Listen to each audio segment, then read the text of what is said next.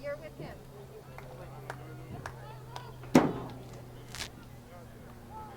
Maybe he's gonna look. Yeah, he'll give us the cue.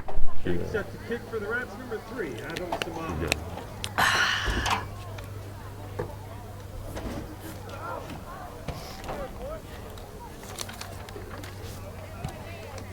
Make sure this doesn't, that's big enough.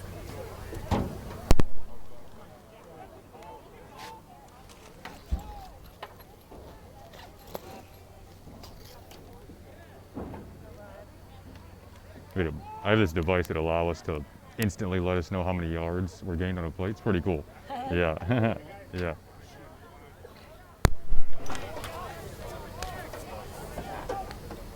A comfortable 75 degrees at Riverbank Stadium in beautiful Ann Arbor, Michigan, the stage for a Week 2 clash between Ann Arbor Huron and Ann Arbor Saline. Welcome to your Detroit Free Press Game of the Week. I'm Jason Ross Jr., proud, pleased, and privileged to be alongside my good friend Vito Churko. As off we go.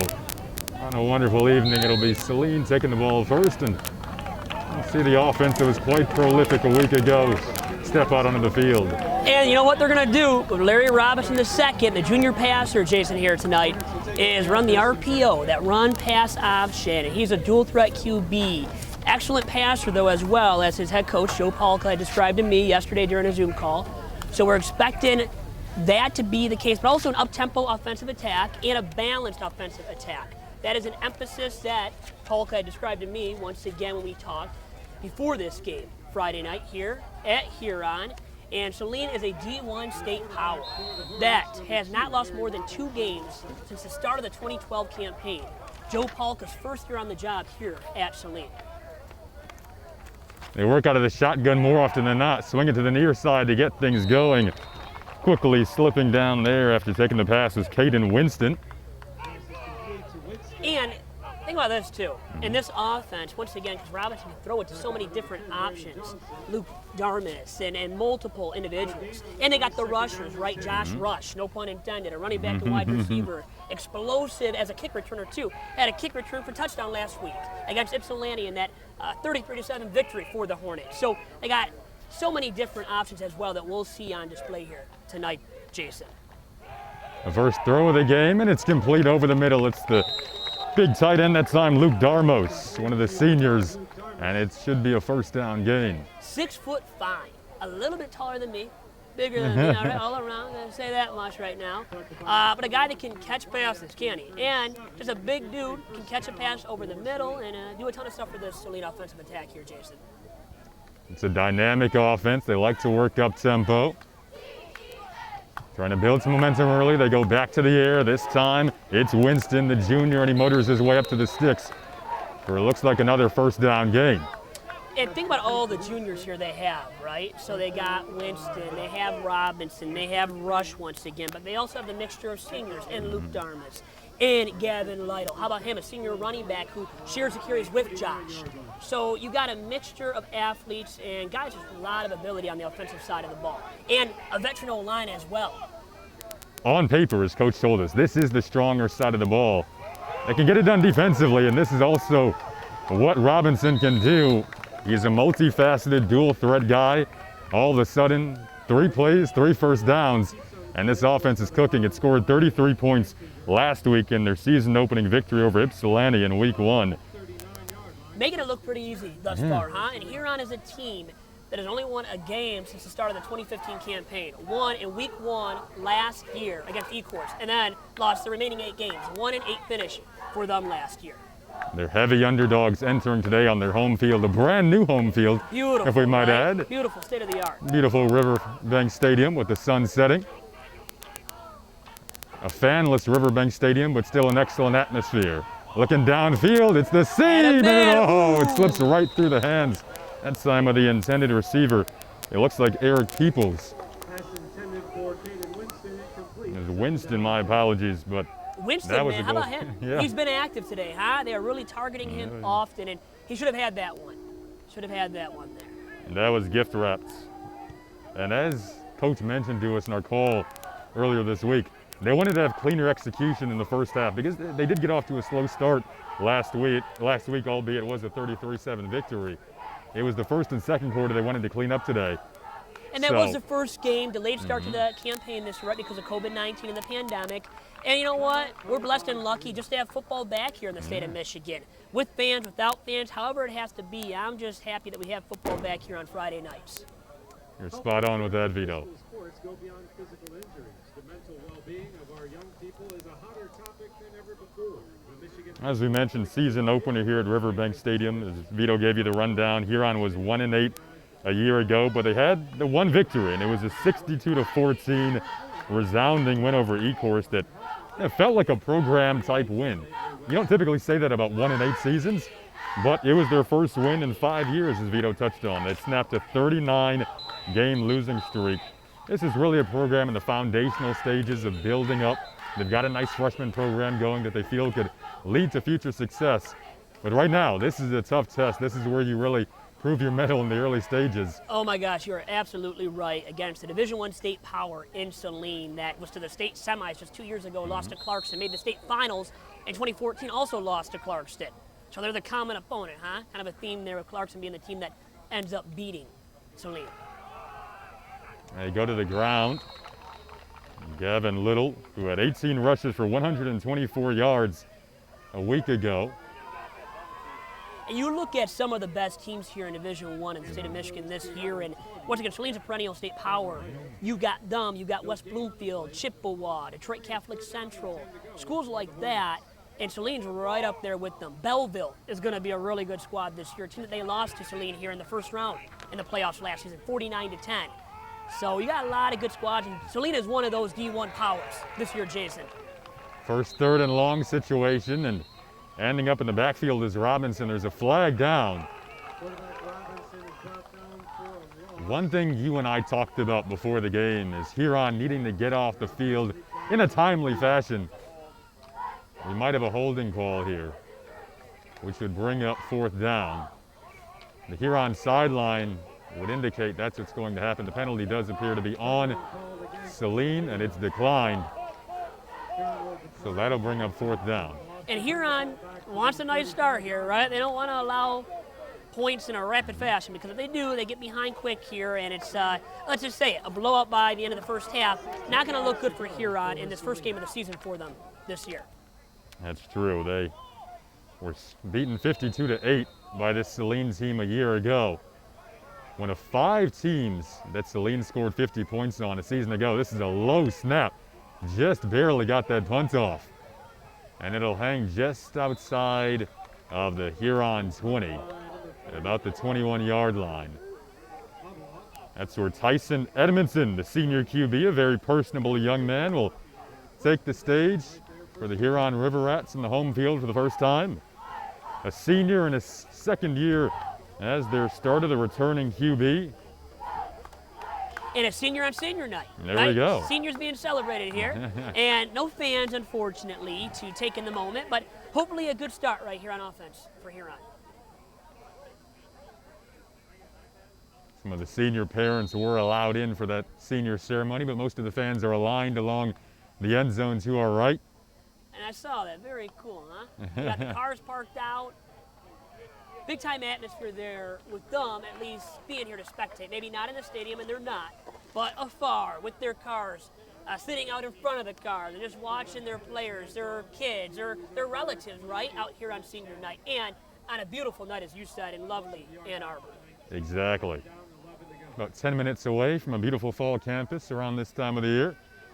Get some football back at the University of Michigan pretty soon. Yes, sir. A program that's going to be playing football soon. You are right. In the Big Ten, did not start on time, right? And a few other conferences did not as well at the Pac-12. But the Big Ten football season is going to kick off real shortly here, Jason, as you said. There's a loss of 1 on that first down run. Balin Shannon took the handoff. This time they go to the air for the first time today. Receiver slipped, got back up. That is Davion Traylor. Looks like he came up just shy of the first down marker. That'll bring up third and very short.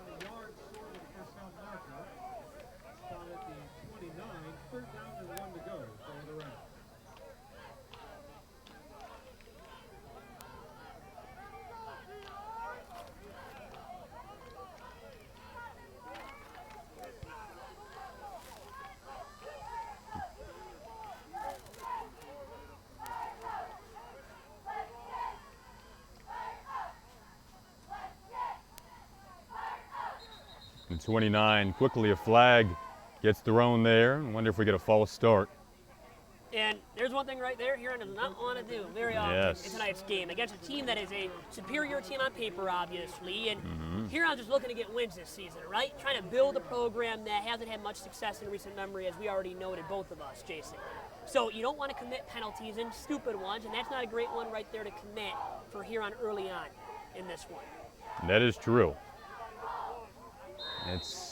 That was the one blemish on that first half a week ago in a 33-7 performance. Still learning, they're young on this side of the ball. Saline, as Huron will go to the ground by way of the quarterback, they keep it, and it's a chunky gain out across the 50 and into Saline territory. This is the start you drew up if you're Huron.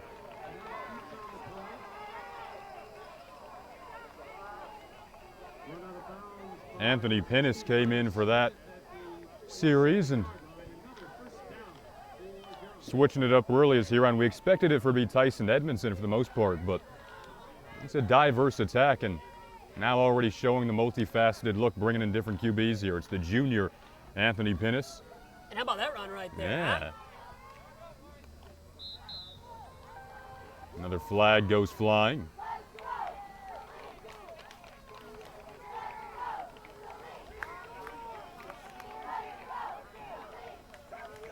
And look at this, Saline's the one right now committing the penalties. And I bet people did not expect that going into this one tonight, Jason. That brings up a 1st and 5. No score here from the 42.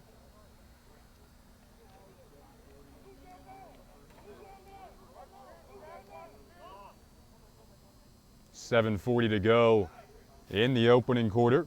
1st and 5 from the Saline 42. Pinnis will take the shotgun snap, hands it off. And Balin Shannon looking for the edge.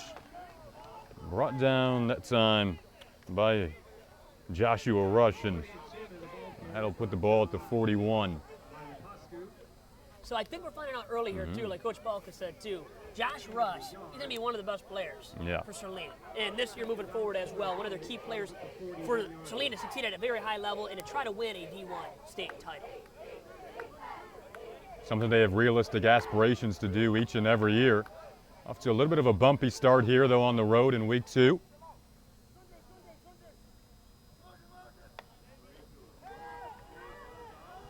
Pinnis will roll, and he'll keep again, getting inside of the 35 and down to the 33 of Saline.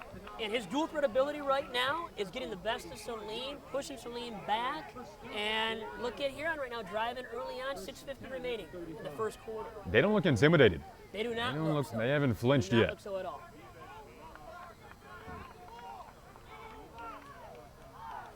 Saline is aiming for a 35th consecutive SEC Red Division victory. Streak dating back to September 27th of 2013. Right now it's Huron trying to knock on the door in the early stages. No score, 5:49 to go in this opening quarter. A little dump down to the sideline on a quick pass play. And a gain of about 4 there. Brandon Johnson, the receiver who hauled that in, they'll call it a gain of 5. London Parrish, an active player on the Saline defense, made the tackle, one of the senior linebackers. And he had 5 tackles, by the way, a week ago.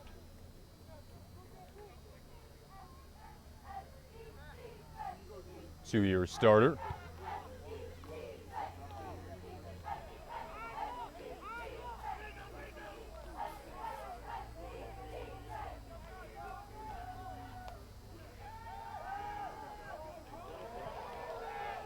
Pinnis once again looking for the sideline, and he'll keep it again, and he might have just picked up another 1st down. And Saline was screaming on the sideline, wanted holding on that one there. Let's see if it's called. It hasn't been yet. Doesn't look like it's going to be. No.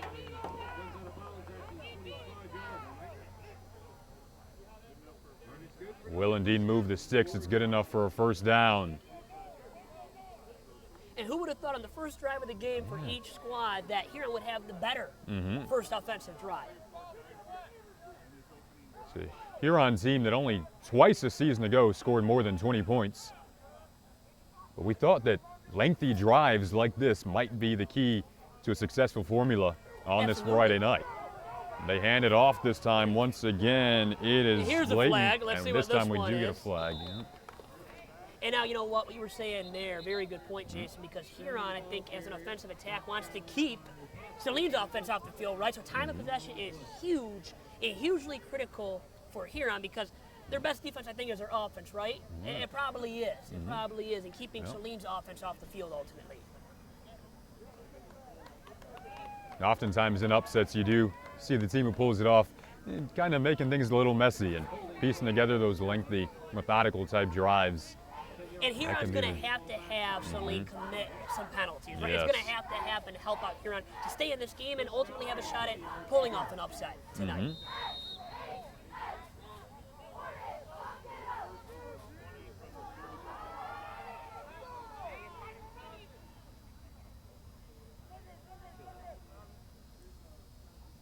I'll back him up to 1st and 20 on the hold. No score with 5 minutes to play, and in danger is Pinnis. Rolling to the sideline as a man, and he found him, but it's jarred loose. Looking that time for Brandon Johnson, the junior, but a lovely defensive play on the Saline side. And Made that was Brett time. Boldus in on Yeah. that play, number 97, senior go. defensive lineman who's a stalwart for the Saline D, according to Coach Polka. He had said that described him as such. So, you know what? Boldus should be an active guy on that line, creating some pass rush for Saline all throughout this game and throughout the season as well. On the defensive side on the defensive back side of things, it was Augie Hutchinson, a player that Coach Polka told us about a couple of days ago. One of the more experienced players in a relatively inexperienced secondary. That felt like a big play. Now set up 2nd and 20 for this Huron offense. 5:53 to go in the opening quarter, no score. Pinnis tucks and keeps it, and that'll bring up 3rd and long. First time they really stopped him, it seems like tonight too, right? Without him being able to gain a bunch of yards on the ground. And look at it this way too, right? Let's look at it like this. Huron is definitely looking to run the football. Pennis, right? Pennis, they're going to make him run the football more than pass. He is a run-first guy, can totally tell that. Saline's starting to read that more and more, and getting it going on the defensive front subsequently too here. Something else Coach touched on is with Coach Polka of Saline. He said that we were going off last year's game film with his Huron teams. They weren't really knowing what to expect, and neither did we. We didn't know what to expect out of this young Huron team. And like you said, first game of the season for Huron too. So no game film from last week for Saline to study, as you said. It is 3rd and 19. Less than ideal situation, and now another flag comes out. And all indications point toward this being against Huron. It will be a 5-yard penalty on a delay of game.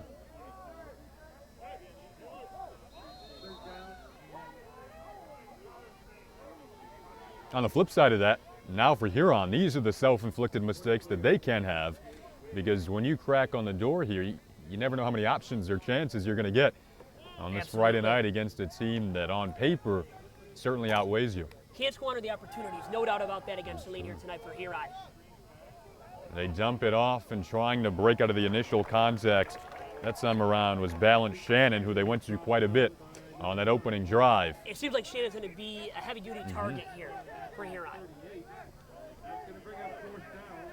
And Huron, you know what? They might not have as many athletes on both sides of the ball, but they got some speed on the offensive side. They do. Shannon's one of those guys, too. They're going to get it to him out of the backfield, throw it to him, and if he's in the open field, he's got some speed, can maybe break off a big play.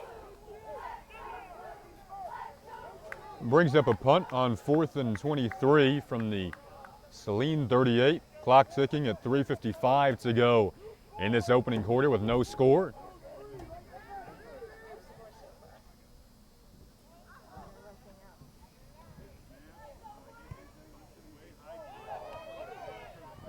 Fair catch called at 18, and Huron will fall on it. So bring up the second opportunity of the day for the Saline offense, backed up in their own territory. Looks like they'll start at their own 12. And Huron didn't score there, but, okay, so here's the advantageous side of things for Huron on that possession. Well, they took a lot of time off the clock, right? They took a lot of time off the clock. And, well, that means Saline's offense wasn't able to be on the field for a lot of the first quarter there, something that Huron will want to keep going on as the game progresses.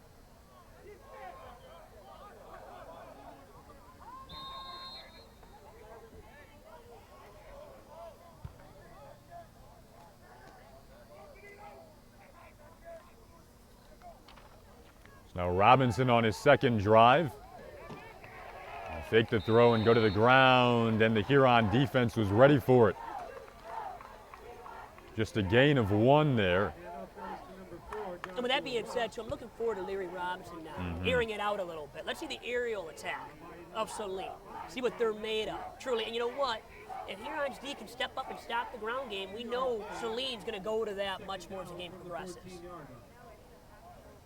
And once again, Coach Polka said it, that Robinson can throw the pigskin as well. He's an excellent passer, and not just a guy that can get it done on the ground. This time they do dump it down as he went through his progressions. They won't gain much on that occasion. Found Caden Winston, the junior, but a couple of catches on that opening drive.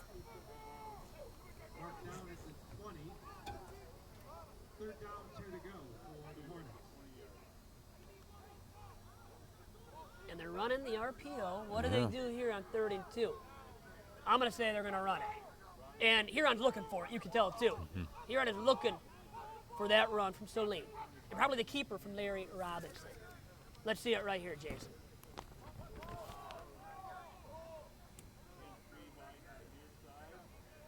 They make an adjustment at the line and go to the ground. And as Vito mentions, Huron was ready right there for it.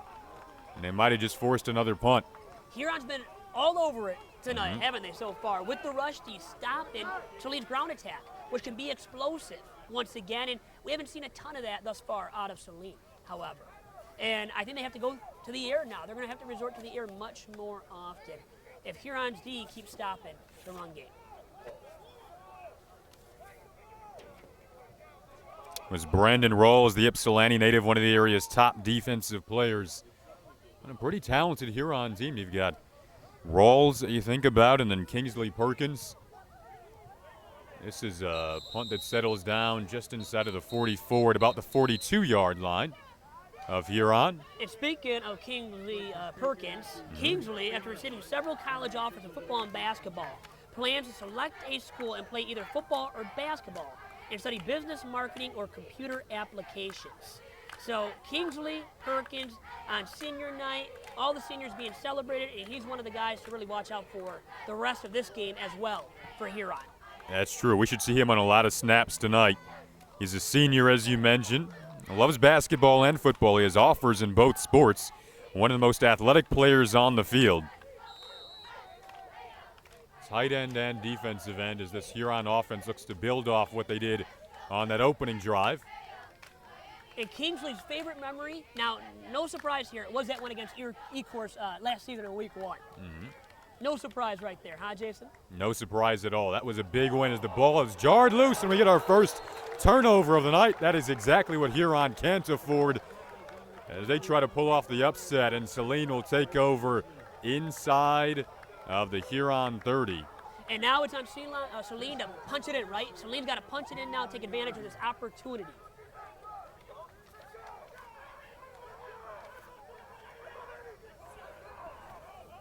It was a quick snap, and it just slips right out of the hands of Pinnis. And now the Saline sideline is fired up. Perhaps a shift of momentum early. Maybe that's the jolt they needed after a slow start. Will that wake them up here? And Saline, maybe, you know what, maybe it was. Saline was taking Huron a little bit lightly, right? Thinking, well, Huron, only one win since 2015.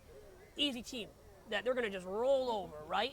Well, not so fast, my friend. As Lee Corso would say it, right? From yesterday College Game Day. That's one of his phrases. So want to credit him first and foremost there. But truly, maybe that was the case a little bit to start off this game early on in the first quarter. Now, as the first quarter is almost near the end with a minute 22 remaining, Saline has a great opportunity once again to punch it in. After that, recovered fumble. And I'm going to make a Tony Romo-esque prediction, per se here, Jason, and say that Saline's going to take advantage of the opportunity and punch it in here before the end of the first quarter as well. That's what it feels like. They forced some turnovers last week in their win over Ypsilanti. That was 33-7. Just to catch you up to speed, 1:22 to go in this first quarter. 1st and 10 now for the Saline offense from the Huron 29. No score. Taken over after the Huron fumble, first turnover of the evening. And that last play from Huron really was the only bad play for Huron so far, honestly. I mean, I know they've had some penalties, and both teams have thus far, but Huron, so far so good. They were driving the football. And now let's see what Saline does here. A minute 22, as you said, Jason.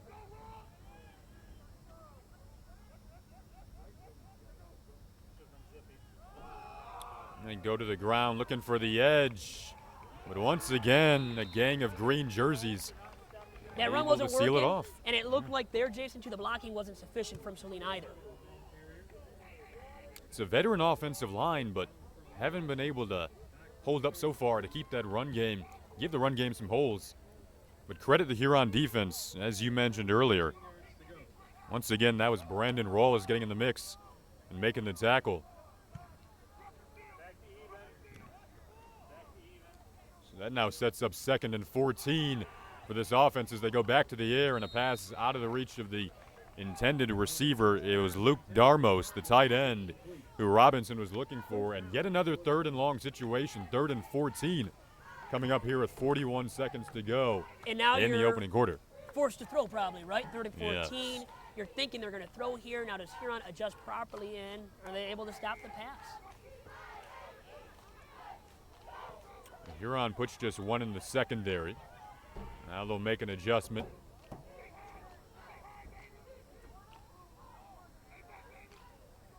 The Saline offense wants to throw more long balls this season. They try to set up a little screen pass on the near side, slipping through. The initial tackle that time was Darmos, and gets down to about the 25. Not enough for a first down gain. Clock ticking now with about 20 seconds to go in the opening quarter. No score, 4th and 14. Saline will leave the offense out there. Well, and I said they would score here before the end of the first quarter. Might not be right here. It's a Huron fumble, and it Let's felt see it. Larry make a big play. How about big play Larry stepping up? Yeah, Let's see what he does, huh? The junior passer. He'll work out of an empty set here with 5 receivers. Looking for the end zone, and he found it. Beautiful. Ooh, They're going to call we're it saying just out of bounds. Was he forced out of bounds there on that play, Jason? Very debatable. I think he was ultimately. But what a nice ball. Nice ball, nice catch, just out of bounds there, unfortunately, for Saline. Or my prediction would have been right. Saline would have scored before the end of that first quarter. Brandon Johnson on the coverage, making perhaps a touchdown-saving play. Whether he pushed him out of bounds or not, still no score, and that's what maybe Huron was looking for at the end of one. And you know what? A little bit of sloppy play. And not just from Huron, the team I know that everybody expected to be sloppy and to be down big, right, at the end of the first quarter. But it's 0-0, and both teams have committed penalties in this one so far as well.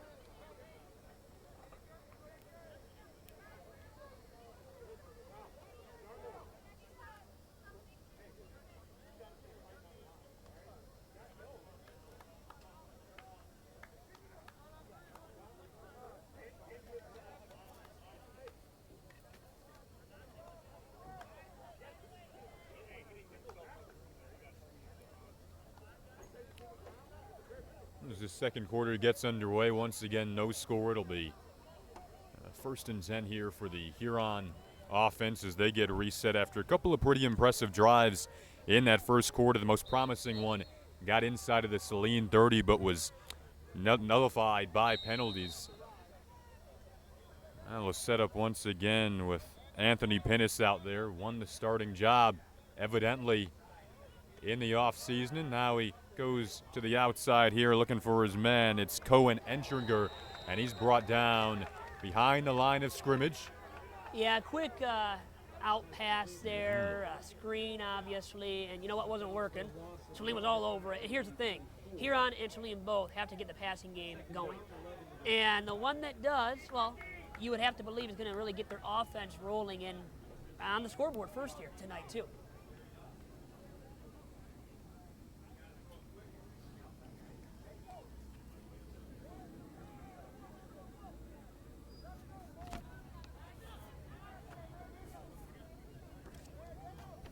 2nd and 11 after a loss of 1 from their own 24, under 12 to go, just a shade under 12 to go And look in at the that second pass quarter. rush, man. Look at that pass rush right there.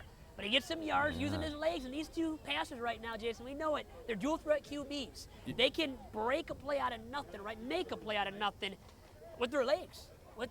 And he just did right there, too, for Huron. You and I have talked about that in the past. That's kind of the modern-day version or look of a quarterback nowadays, is being able to do it both on the ground and through the air. Both coaches feel as though they can get it done through the air, but it doesn't hurt to have that extra ability to put it on the ground. And think about the best passers now at the NFL level. Yeah. Russell Wilson, Patrick Mahomes, Lamar Jackson, all these dudes, Deshaun Watson, can run the football as well. And you see the RPO now run at the NFL level, right? All over college football. Baylor used to run it under Art Briles. I know Coach Polka is trying to make his offense like that as well, replicate that kind of offensive philosophy. Pin is certainly flush this time, just has to get rid of it along the sideline. And a key note, though, too, with those, upper echelon passers, they're still throwers first. That's the key, right? They're dual threat guys, but they're looking to throw first. They're looking through all their progressions, right? They're going through all that first, and then they're going to run. And here's the thing, once again, they're so versatile that they have that asset. If they have to run, they can get it done and gain some big yards and maybe even score that way, too.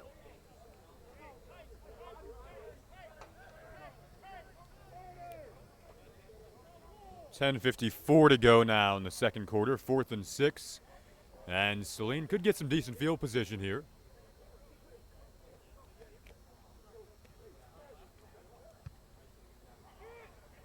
High boot with some nice hang time, and that'll lead to a fair catch at their own 37. Who would have thought here a 0-0 game, 10:47 to play in the second quarter, man? I didn't see it coming. I don't think many of the fans probably on either side saw it coming either, Jason.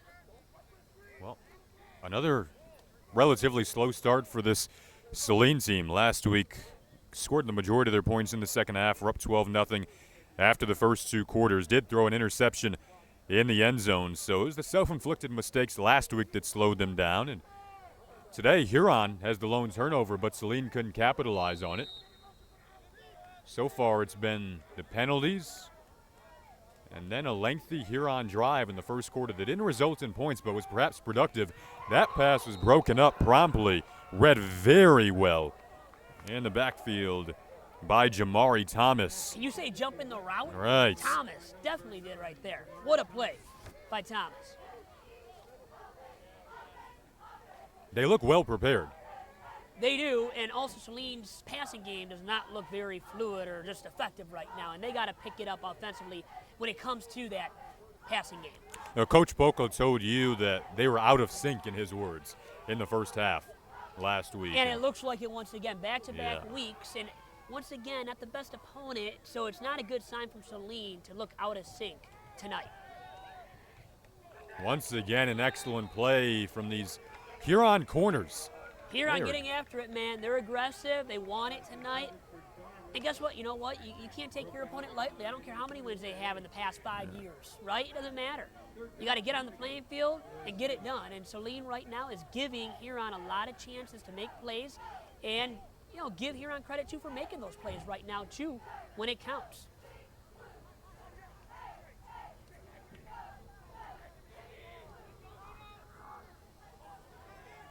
Looking to pass here, I would say, huh? On 3rd and 10 from their own And 37. look at this. Langston looked like he was going to keep it, then we get a flag down around midfield. Took a big hit at the end of that play. And was he passing line of scrimmage almost, too, when he threw that football? Very close.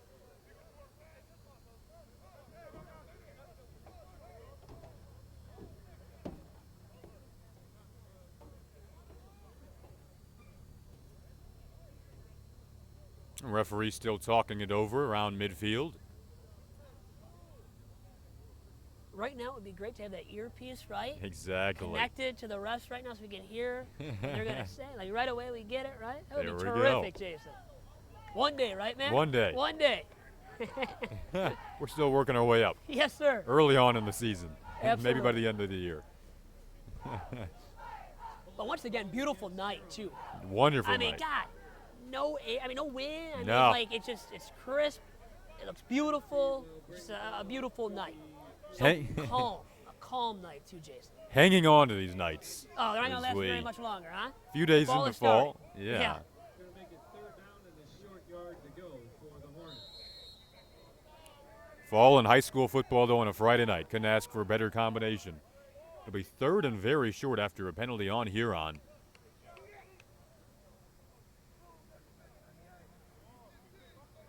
As usual, though, the Saline team will still line up in the shotgun.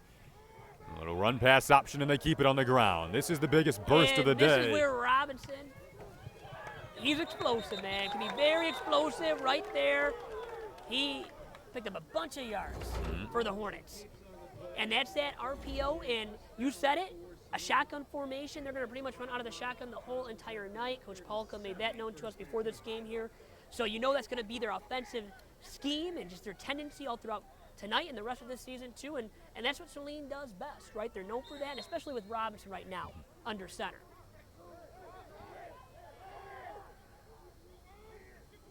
And obviously a great decision too from Robinson, Yeah. making the decision to run that football there. He's got a scholarship offer from Central Michigan. Dual threat QB. This time they go back to the ground. It's Lytle, and he picks up a 1st down. Getting down near the red zone now for the first time. This is the deepest they've been. Down to the Huron 22. Well, they punch it in though. That's And true. you know what? It's not just Josh Rush, right? And I've been talking all about Josh tonight. But how about Gavin Lytle? Got to give him some love as well. Very nice carry there from Gavin. And the senior, Gavin Lytle. Lytle had 124 on the ground a week ago. 18 rushes and a touchdown. Coach Polka said he really surprised him this offseason. So it's always interesting to hear a coach say. Shows the offseason work. They go back to him. He has a block, and he's down inside the 15 to the 14 of Saline. You just said it, blocking, right? Open up that hole for Gavin. Gavin just hit it right away, man, and a great run. And it started with the great blocking, though, from that veteran O-line. Got a block Saline. there from Kyler Blake Jones, the senior offensive lineman, a Grand Valley State commit. All conference honors a season ago. He's the leader up front. Working in rhythm now, up tempo. They go to the ground again, another hole. And this time, can he stretch and find the end zone? He does. And Saline strikes first on a Larry Robinson touchdown scamper. It's 6-0 Hornets. And we knew he would score, didn't we? He was 19 of 25 passing a week ago for 215 yards and 2 scores. So we know Robinson can get it done on the ground right there like he just did, taking it, punching it in for 6, but also once again through the air, which hasn't been evident tonight. We haven't seen it yet, but we think we will as the game progresses too. Looks like they'll line up, and one of their peculiar 2-point, now they'll set up for the extra point. And maybe Huron was getting kind of tired. Fatigue setting in. I know it's early on, so maybe I'm jumping and really speculating too much here about that happening. But still, maybe a little bit gassed there on that drive. As Saline kept running it down their throats, and that's the advantage of having a great ground attack, right? Because you have the 2 backs, Gavin and Josh, plus the running back who can run it like that and punch it in himself. So there you go. I think Huron just slowed down on that defensive possession and allowed the TD subsequently. It was very quick, too. That was the tempo we thought we'd see early on. They looked a little flustered in that first quarter, but they just looked in rhythm there. And the offensive line opened up some holes as we expected. And when that offensive line is working, I mean, you think about their, Robinson had 6 different receivers last week. We saw what he can do on the ground there. How do you not stay off? How are you not off balance as a defense when you're going up against an offense with that many options? And then you don't know what Larry's going to do, right? You don't know Right. what he's going to do out of the Exactly. shotgun like this. Is he going to run it? What he did right there, keeping it, right? Or throw it down the field, or throw it to Luke Darmus, right? Throw it to one of his targets there in the passing game. So could very well happen. They're very versatile. They throw a lot at you offensively, and it's hard for any defense to stop them.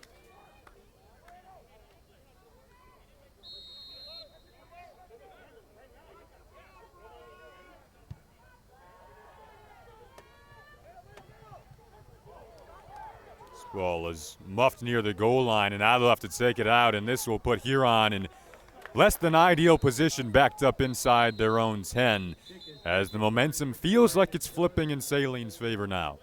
Saline, it looks like, has the momentum on their side, has the energy, fresher legs maybe, and it looks like they want it again. I know that's just a cliche thing to throw out there, right, about any team in a game. But it looked like Huron really wanted it bad, but they started making some mistakes there. And honestly, once again, I go back to the fact that I think they just had fatigue set in for them on that last defensive possession. And Saline just ran it down their throats subsequently and got the best of Huron and scored that TD too, making it 7-0 with 9:09 to play in the first half.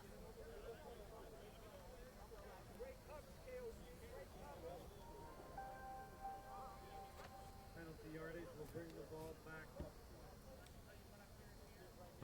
Huron team, despite going 1-8 last year, they ended things on a competitive note with a 33-28 loss to Flat Rock that came all the way down to the fourth quarter.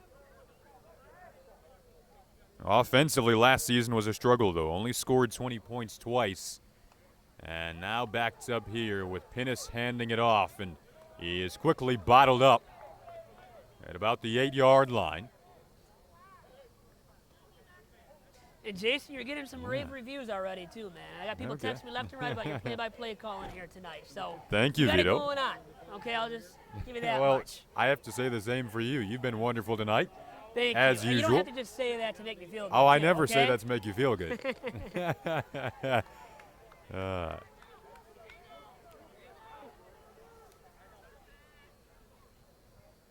Saline team favorited by 3 touchdowns. Empty backfield here. Pinnis pressured. Pass rush. Circling his own end zone. Has to get it away. Just barely does. Did he step out of the back of the end zone, though? Will maybe be the question. Orlovsky? Yeah. I'm thinking of Dan Orlovsky right away. Great analyst now for ESPN, okay? He really is. But it's a player, not the best QB. Let's just say that. And he ran out of the end zone at one point, didn't he, too? I believe As a member of so. Myers. Well, they're calling for the safety, and they might have gotten it.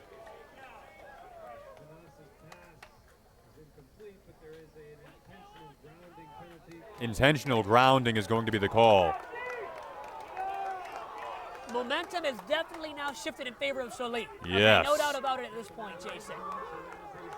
They did actually call it a safety. So initially it was intentional grounding, and now we do have the safety that Saline was pleading for. So that makes it 9-0 in favor of the Hornets with 9:22 to go in the second quarter. The Hornets are buzzing, aren't they? Okay? No pun intended. I know that's a little cliche again, but the Hornets are definitely buzzing at this point. 8:22 to play, as you said, Jason, here in the first half, and they're up 9-0, pitching a shutout so far, too. Their defense has picked it up with that pass rush as well, haven't they? That is Brett true. Baldus, how about Brett once again? Big Brett. Big Okay, Brett Baldus. has picked it up, man. He's looking really solid. That pass rush as a whole right now from their D-line and linebackers and London Parrish. They got some linebackers there, too. A good linebacker group coming into this one, and I think they're going to be steady Freddies from that positional perspective on defense the rest of the way this season, too. It was a disruptive unit a week ago, as Vito mentioned, led by Brett Baldus, the 3-year starter. And they can really wreak some havoc in the backfield. And we've seen that over the last few possessions now. Huron having trouble. One thing Huron can't do is start back inside their own 10. We see the results there. It's now 9-0. And Saline will take it off one hop here. A hole up the middle opens up, and they will set up inside of Huron territory at the 43. That was Winston, who we'll see come right back out offensively. And so will Larry Robinson, who's already scampered for 1 touchdown today. The offensive line picking up some momentum now for this Saline offense. And on defense, a guy we haven't mentioned yet, Zach Antel. How about him? Another linebacker, a junior linebacker who had a team-leading 7 tackles a week ago against Ypsilanti. So Antel and Parrish in that linebacker group once again, a position group for this team to watch out for all season long. Yeah, he's really one of the leaders of that linebacking core. Back on offense now is Saline, and the holes are ample. Looks like Lytle up to the 36 on a gain of 6. And Gavin and Josh Rush, they're going to split the carries. Coach Palka told us that going into this game too, and I think they will, be keeping that kind of timeshare at running back throughout the course of this season. But so far, Gavin's getting the majority of the carries in that backfield for Saline. Yep. As he did a week ago, Rush is another guy who they utilize in special teams quite a bit. This time they go to the air, and they have an open man. It is the tight end, Luke Darmos, one of the seniors, and he finds his way for a first down to the 20, and for the second time today in back-to-back possessions, the Hornets have gained access to the red zone. Let me just predict. I'm going to make another prediction that probably won't come true. You're But I 0 for think 1 Saline- so far. I'm 0 for 1 so far. You're right, Jason. Don't rub it in too much. But I think Saline will punch it in for another score, making it 16-0. And I think via the ground game, too. They're currently up 9-0 with 7:22 to go in this first half. They go to the ground. A flag goes flying after a gain of 5.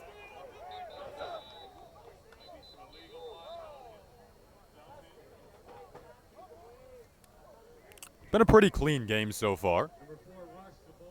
But the penalties have been important. You think about on the Huron side, they got off to a start to recap people a bit in the first quarter where they stopped Saline. That was a big stop, then went down the field themselves, led by Pinnis. Got all the way inside the Saline 30, but it was a couple of penalties that pushed them back near midfield, ended up punting. Now that we look back on it, that felt big. It felt big early on, but it really feels big now after their last couple of drives. You're right. The penalties cost them dearly on that first drive where they could have punched it in for 6 to get on the scoreboard here. And they need points. And now, more than ever before, right, as the game is going in the favor of Saline more and more here in the second quarter. So Huron's going to have to find a way eventually to get on the scoreboard if they want to keep up with Saline and try to have a chance to win this game tonight, too. They get backed up 10, so it'll be 1st and 17 with 7:08 to go in the second quarter. A 9-0 Saline lead. Robinson hands it off, and they get a chunky gain out to, down I should say, to about the 15 of Huron. That's Josh Rush back in the ball game. Explosive and electric are 2 words to describe Josh Rush. Had an 86-yard kickoff return to open up their win over Ypsilanti a week ago. Muffed it initially, then took it all the way down the field after he found a hole. And sometimes a broken play like that, right, where the guy fumbles it to start off, picks it up, and the defenders just keep going by him and miss him, and the returner has that big gain and scores a touchdown even. That was on their home field. This there being their first road game. These schools separated, though, by just about 10 minutes. Quick trip along US 23. Once again, Saline trying to pick up their 35th consecutive SEC Red Division victory. Streak dating back to September 27th of 2013. I was a young lad back then, Jason. Yeah, that's Very true. young lad. I may have been even younger. You were. Quite a bit younger. They go to the end zone looking for the tight end, Darmos, out of his reach. Darmos a little slow to get up.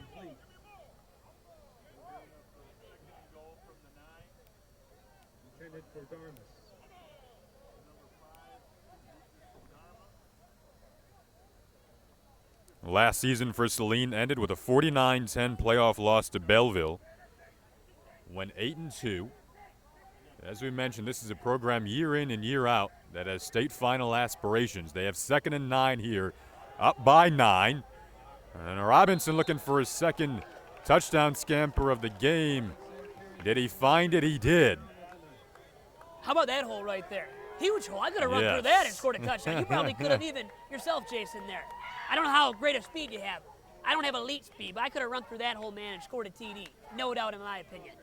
I'm not doubting it either. Thanks, man. I'll take that. Well, Making me feel good. I'll sleep at night now there pretty we well. go. Thank you.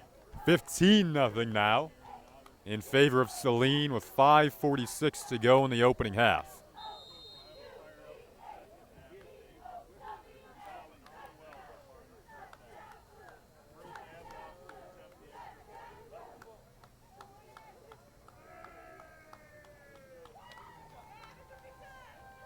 Extra point attempt is up and splits the uprights to 16-0. Comfy advantage for Saline in this opening half with 5:46 to go.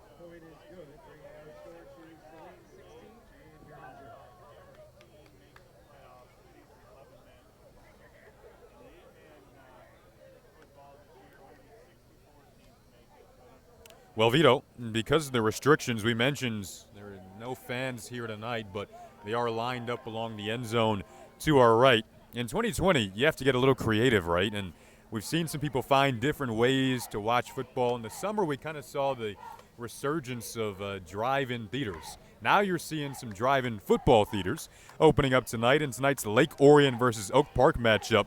They'll be streaming live at the Canterbury Drive-In located in Lake Orion. How cool is that? Go in and sit at a drive-in, get a nice blanket, some popcorn, and watch a little high school football. My gosh. Yeah. I mean, whatever you can do during these times, right? They're so drastically different. It's just abnormal for everybody, no matter how old you are and what your condition or situation may be in life. So if you can just have some kind of normalcy back in your life, football right here for us in any kind of fashion, Jason, just like that, what you just noted there, man, I mean, give me it, right? I'll take anything I can get right now. High school football, high school athletics, you know what? And wear the darn mask as well. Wear it. That's your way of playing, so wear it, deal with it, and that's how we can enjoy our sports here in the fall. And you know what? It might be for a while, too, honestly. You talked to Coach Polka about the mask. Interesting comments there that he had on that. He did. And you know what? He said pretty much they adapted right away. They're fine with what they have to do, wearing the mask. And you know what? It's just a part of day-to-day life for these guys right now in practice and playing the game of football throughout the fall. And you see, like in soccer, you know, for the mhsaa, what they've dictated, those high schoolers have to play it too for that sport, soccer that is. So you see it all around for these different sports, and it's going to be that way throughout the fall. It might be that way throughout the winter, maybe even in the spring in 2021. So it's just a way of life right now here in America, honestly. After a quick rollout to the right side there, just a gain of 3, so 2nd and 7 now for the Huron offense. 5:10 to go in the opening half. Saline up 16-0. Huron looking for something. They'll find it here on the ground with Pinnis. This is what he does well, and he picks up a first down out to the 36.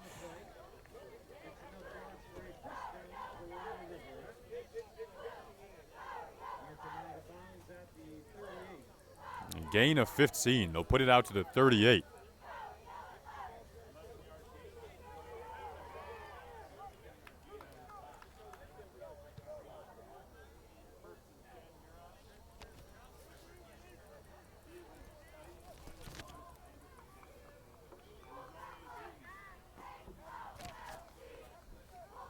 Brings up now 1st and 10 from their own 38. Huron looking to piece together somewhat of a 2-minute drive here. Pinnis, he's electric, slips the tackle and got another first down with his feet. Baby. Elusive there, huh? There we Making guys go. miss left and right, juking guys out of their shoes. He is elusive, to say the least, and very electric, man, and fun to watch as well.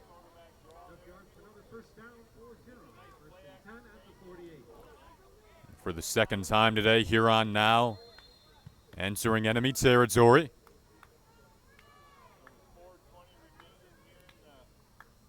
And trailing 16-0. This feels like a big possession now for Huron with 4:13 to go. You have to in score the before half. the end of this half, Jason. If you want to have a shot to pull off the upset here tonight, got to get some points on the scoreboard before the half, and a touchdown as well. Not a field goal. Can't settle for that. You got to punch it in for 6. Ball just leading the way there in the backfield. They'll get set back a bit. 2nd and 15 after the loss of 5.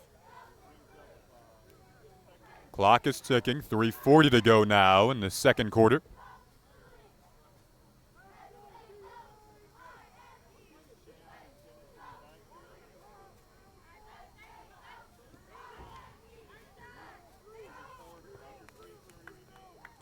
Some adjustments at the line. Pennis had his eyes downfield. Everything appeared to be covered up, just overthrew a receiver who came free last minute. That was C.J. Carr.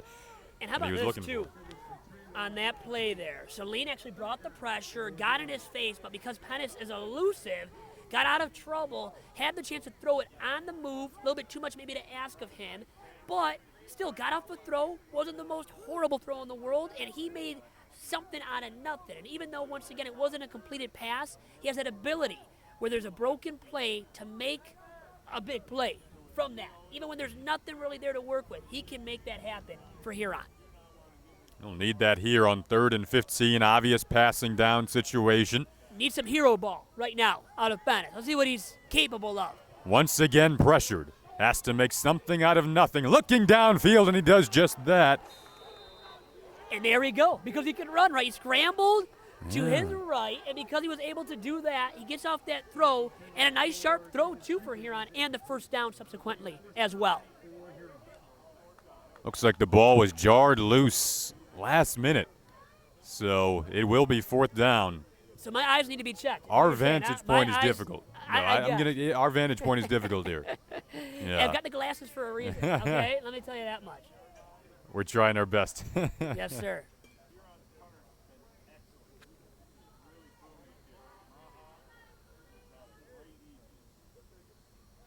So now if you're Huron just trying to get off the field here, and it was a high snap. That's not what you wanted. It'll give Saline now a chance.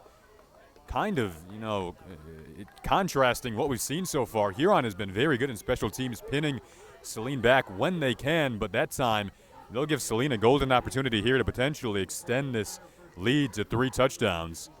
Now, that wasn't a drawn-up fake punt, you think, No, right? 3rd and 15 in your own territory. What do you think? Well, it wouldn't make much sense. Yeah. Now, it might have been drawn up because it almost did. Now, the snap was high. Yeah. So in defensive Huron, it might have just been that result of that, where they just had to try to make something out of nothing there, and they weren't able to. Now Saline gets the ball pretty much right on the 50-yard line as well here.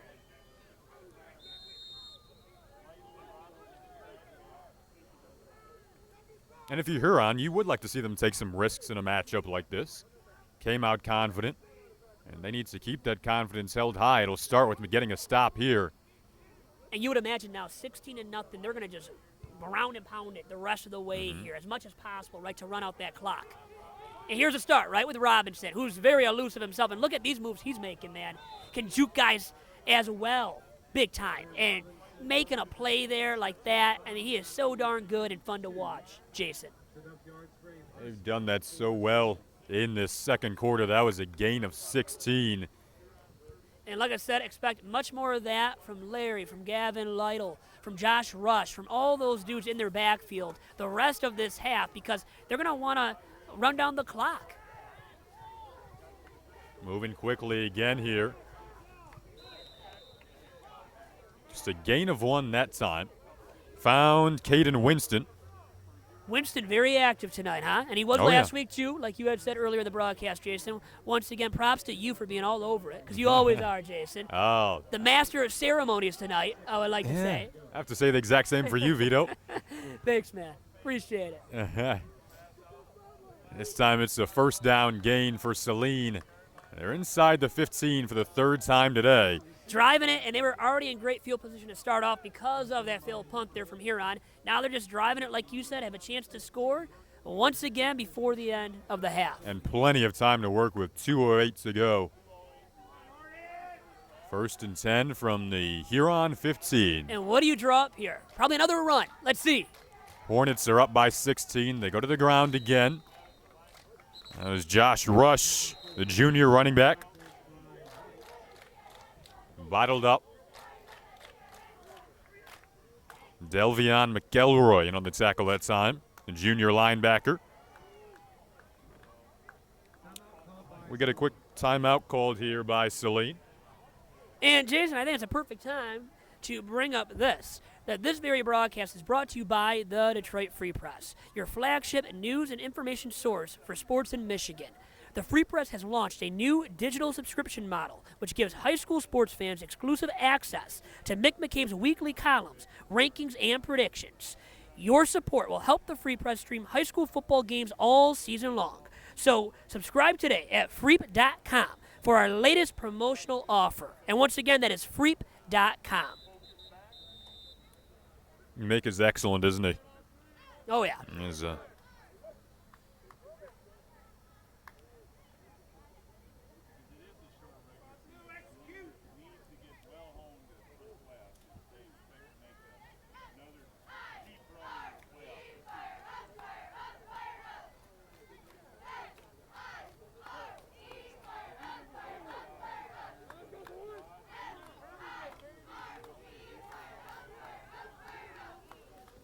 back with 1:58 to go now in this opening half.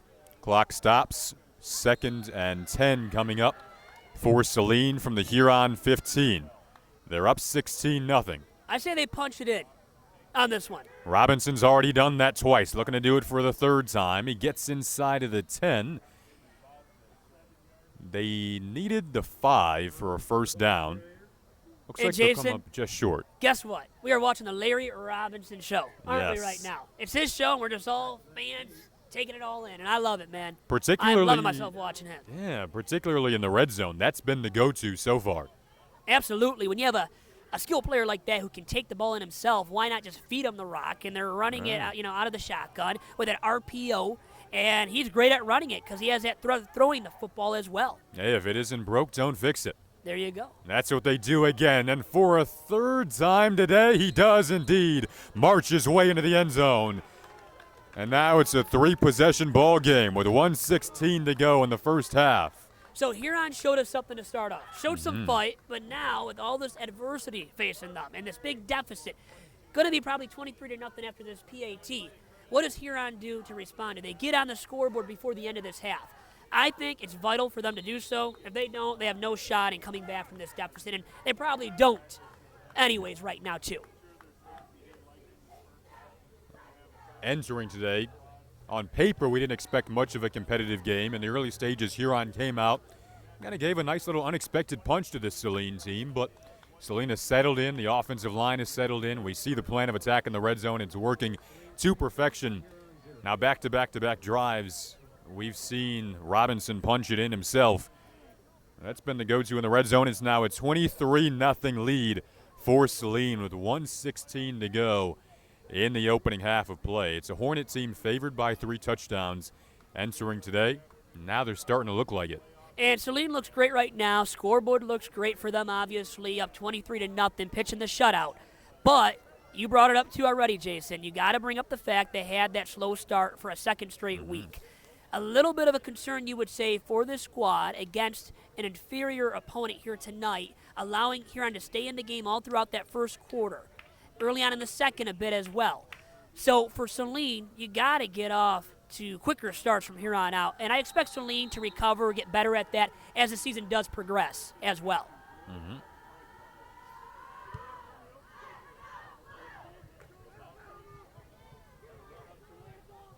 Another kick that's bobbled, brought out here this time by the good athlete Jalen Matthews, one of the seniors for Huron that was honored before the game.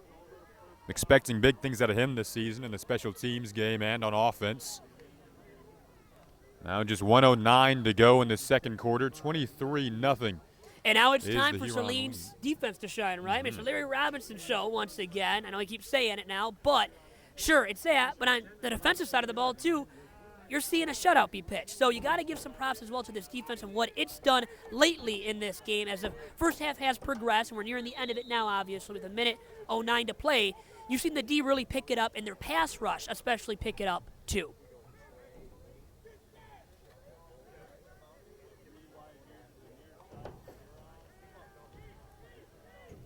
This is Pennis. What he's done best so far is tucking and running.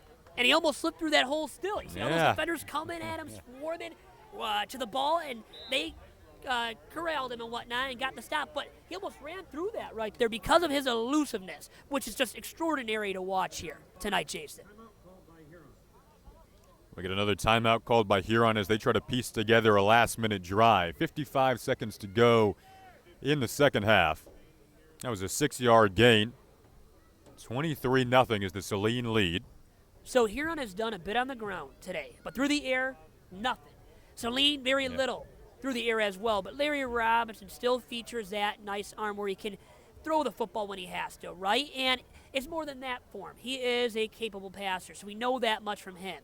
The rest of the way in this game, though, with the 23-0 lead right now, you have to believe once again that the ground game will be vital for Saline to continue, well, running down the clock, but also to pitch this shutout. I mean, it will play a role. As much as the defense obviously will, that run game and running out the clock the rest of the way in this one will also play a huge role in maintaining this lead and to this degree, too.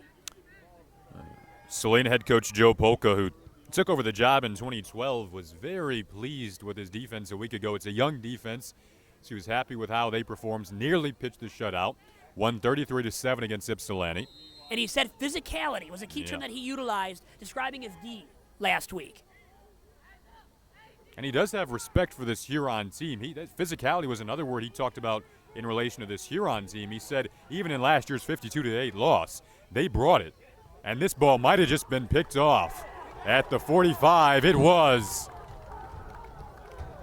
And here come the coaches. Look at this. Checking out their speed now too, huh? So now the momentum fully grasped by the Hornets with under a minute to go in this first half, and they might have a chance to pad this lead even more.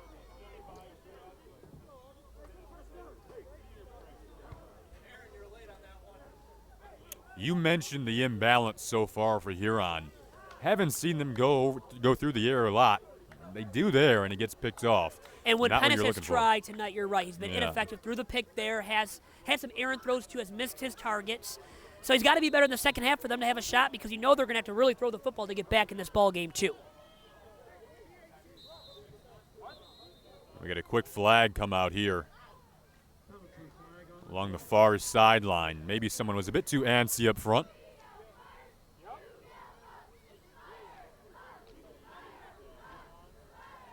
It will go against Huron. So in back-to-back plays, the River Rats shoot themselves in the foot. 1st and 5 now for the Saline offense from the Huron 40. 44.5 seconds to go in the opening half of play. Will they score again before half? I will say yes. They're up 23-0. Looking downfield, down the seam. He has a man at the 5. That is Winston once again. The junior Caden Winston had 5 receptions a week ago for 65 yards and a touchdown catch. Doesn't quite get a touchdown catch there, but puts his team in ideal territory. What a catch there, man, huh? I mean, leaped out to catch that ball before it hit the ground. I know one thing, I could not have made that catch, okay? Going right back to it. He was looking for Darmos in the corner of the end zone. Big target there, 6'5" guy, right? In the back of the end zone. Great guy to go to in that situation there. So we see it on the ground. They were challenging Robinson to hit some deep throws today. That's what they wanted to see out of him more this year. They do it that time around. And now when we come back from this timeout, they'll be 7 yards away from potentially making this a 30-0 game if you can tack on an extra point here with 31.5 to go. 31.5 seconds, I should say, to go in this first half. Could be a 30-burger, okay? There you go. Real quick here. And now, Caden Winston, I want to just say something about him, too. Probably we haven't given him enough love yet tonight because, God, I mean, he can do it all, can't he? On the ground, as a pass catcher. He's elusive himself, has some good speed, some pass-catching ability, obviously, that he just showcased there with that leaping catch. So he's another highlight player to watch out for them all season long.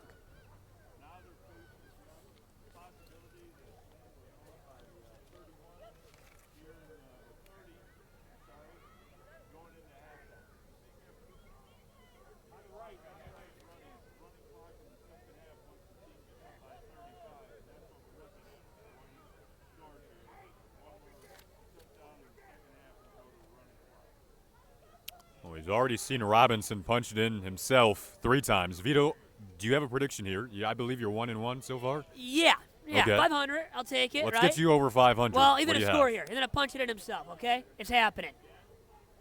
Feels like a viable option. They're 7 yards away on 2nd and goal. He'll look to the air initially, finds a man, but he's brought down promptly. Huron was all over that. And you know what I think happened there too, Jason? Robinson stared down his receiver. Huron read that perfectly subsequently. It was easy to read, and they were all over that and got the stop. Saw that early on. The Huron defensive backs really pouncing on receivers early, jumping routes. Since then, maybe it was the running game that improved for Saline that threw them off balance a bit. But, you know, it was a good defensive effort initially from Huron. If they can try to get back to that, shut down the passing game and find a way to clog up holes in the middle, that could lead to some success in the second half.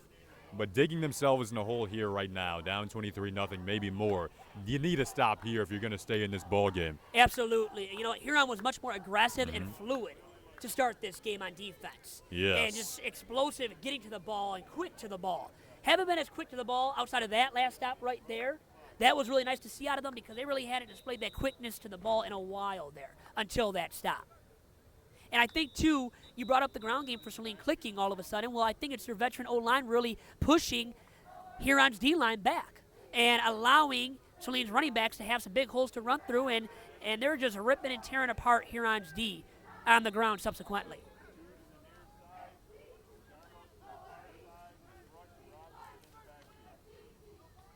Robinson pressured, got it off, found a man, and they're into the end zone once again.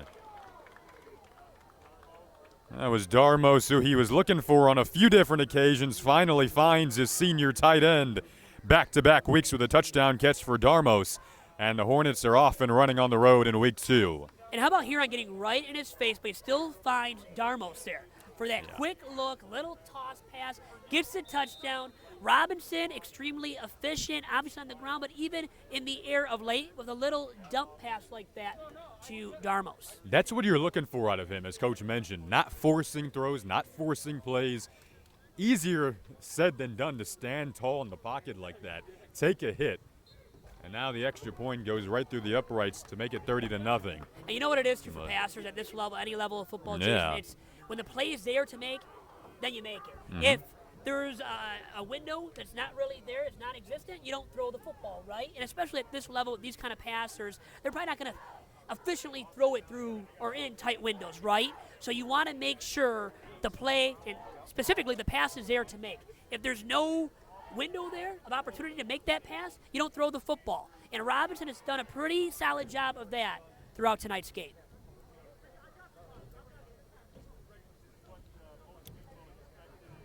Coach loved their balance last week. They were about 220 through the air, 180 on the ground, and starting to see that once again today. Kick it off perhaps one final time here in the first half. 19.9 seconds to go in this second quarter. It's now a 30-0 Saline lead on the road. And once again, a beautiful night. How many times have I said that now? Probably Wonderful too many, night. But wonderful night. Okay. I mean, there's like nothing, no wind, nothing, dark skies now, but hey, it's not too hot, it's not too cold, it's a perfect temp too. Got to be about 60-something, I think. That's my prediction on that one, if anybody cares. I don't think anybody does, but. It is absolutely perfect. You can say it more times if you want to, Vito. I mean, Thank you I don't for mind. allowing that to happen, Jason. Yeah. I appreciate that, man. Well, the Saline team will play Monroe next week on the road before back-to-back home games against Bedford and Skyline. Coach Polka felt they had a really good week of practice. We've seen that now play out. And you said it. We've both said it now. Saline's going to be a D1 state power all season long. Mm-hmm. They can beat the big boys, I think. And I think, you know what, they're showing something here tonight, even though they had the slow start. But as the first half progressed, they got better on both sides of the football. And I think they've shown something tonight to tell the big boys out there as well that, hey, when it comes down to crunch time and postseason time, we're going to be there right by you, step for step, and be in every single game with you guys too. On the flip side of that, Anton Mack's crew, the Huron side, trying to clean things up and find a groove. We'll see if they can at least cut into this lead on the other side of the break. 30-0 after 2 quarters of play in favor of the Hornets on the road in week 2, looking to go 2-0. We'll step aside. You're watching the Detroit Free Press Game of the Week.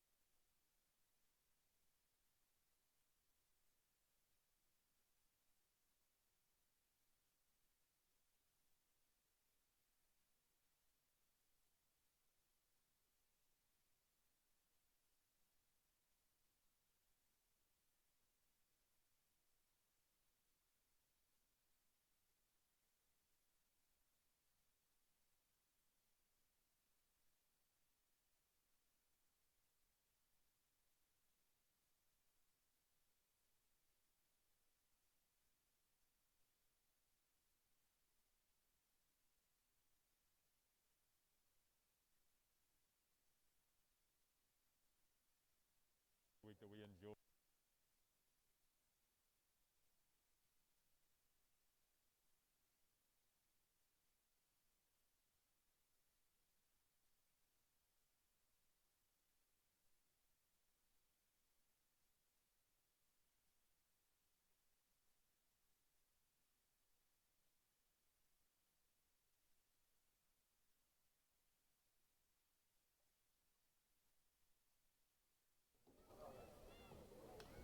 Tell them when to start.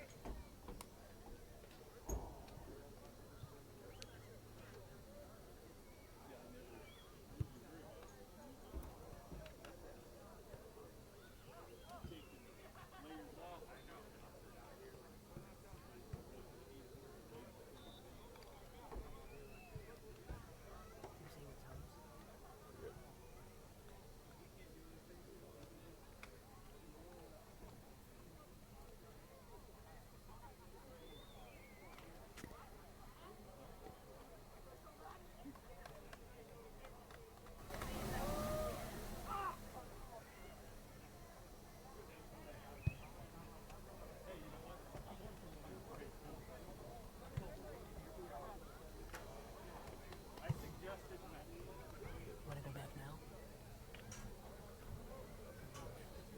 Just send me into it.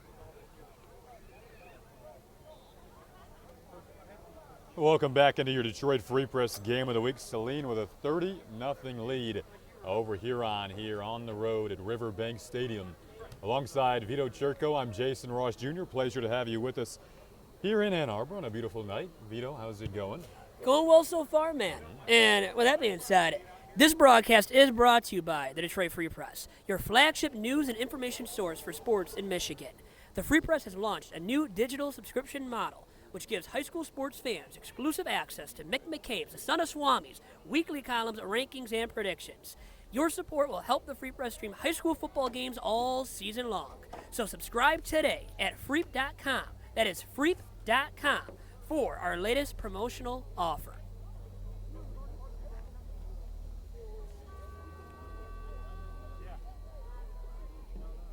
Well, first half, just to recap a bit, Saline got off to a relatively slow start in the first quarter, then settled in the second and really exploded consecutive drives with a really good blend of the running game, the passing game.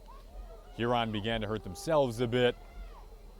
The River Rats will receive to begin this second half after it was Saline that opened things up. And you know what? It looked like Huron, too, down the stretch there, kind of fatigued. Saline just punched them in the mouth constantly with that ground game and got the best of Huron towards the end of that first half. And Larry Robinson the second, man, I mean, he is good, isn't he? Oh, yeah. I mean, he is everything that he was advertised to be and then some, I think. Found Luke Darmos in the end zone to cap off the first half, but he had 3 rushing touchdowns of his own. He had another kick bobbled near the goal line by Huron. Saw that a few times in the first half, and they'll have to set up inside of their own 15 because of it. That was taken by Cohen Entringer, the senior. And we'll see Anthony Pennis come back out, the junior QB who did quite a bit on the ground in that first half, but the River Rats never really got the passing game going, and it felt like Saline began to key in on that as the half progressed. Saline got more and more pass rush, too. You know, we're getting in the face of Pennis and really causing him some trouble and just, you know, bringing more commotion, right, into the backfield, in his face once again, making it tougher for him to pass, to make plays, even on the ground. So they really contained him well as that first half progressed. This is the season opener for Huron. They didn't play last week. Saline is 1-0, and they're up 30-0, and they get off to a hot start here already in the second half. Right as you mentioned, Vito, the defensive line, they're active. That was Brett Baldus, once again, the senior, and he can really breach that offensive line when he wants to. And it seemed like Huron had its foot on the gas pedal to start off the game and running the football, playing D. Ever since that first drive and first defensive possession, it seems like the energy level for sure has not been the same for Huron. And I think they just got gassed once again down the stretch in the first half. We'll see what they come out and do here, but they got to get on the scoreboard real quick, or, I mean, it's already ugly, 30-0. Most of their offensive line also plays on the defensive line. So you're seeing guys playing on both sides of the ball, so they can get physically taxed pretty quickly. This is Pennis up the middle, scampers ahead, And he gets down. That was a 2nd and 13 scamper. He gets up to the 25 or so yard line. We'll see where they mark this. Well, Huron could use a generous marking. Yeah. Okay, so I'll say that. Now, will they get on the scoreboard here in the second half? What do you think, Jason? We'll see. It seems as though it could be a Saline defense, though, that's motivated to get a shutout after coming up just short last week. And they beat Ypsilanti 33-7. It was a short marking, so 3rd and 2 with 11 minutes to go in this third quarter.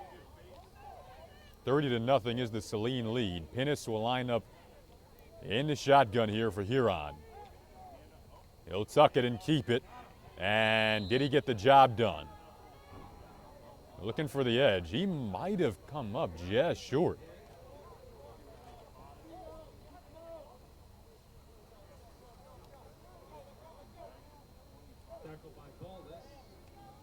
Baldus in on that play. In on another play, man. He's so active, right? He's really good on that D-line for Saline. The stalwart, once again, according to Joe Polka, the head coach of Saline, on that defensive side of the ball. And will be a key playmaker for them the rest of the way this season as well. We get a big gamble here, and it might work against Huron. A snap that goes over his head, and Saline might have just pounced on it inside of the 5. That was quite the gamble. A high snap on 4th and 1, backed up inside your own 20. And the Hornets will take ideal field position. Feels like an understatement here. They'll set up at about the 3. The Hornets swarm to that ball. No pun intended once again, but they're buzzing, man. They got a ton of energy right now. They're playing with on both sides of the ball, get into that fumble, recovering it, and now they can punch it in from their, on Huron's 5 here and take a 37-0 lead maybe early on in the second half. They do mark it at the 5. We saw a safety in the first half from Huron. We also saw, that was the second time we've seen a snap go high. It is a new quarterback center combination, so perhaps some issues there that we're seeing early on as Saline will just stack the offensive line here. Power on power. Let's see who can win this battle. Huron comes out on top on that occasion, and they might have got pushed back a yard there, Saline, so Hornets up 30-0, 10:07 to go in this third quarter.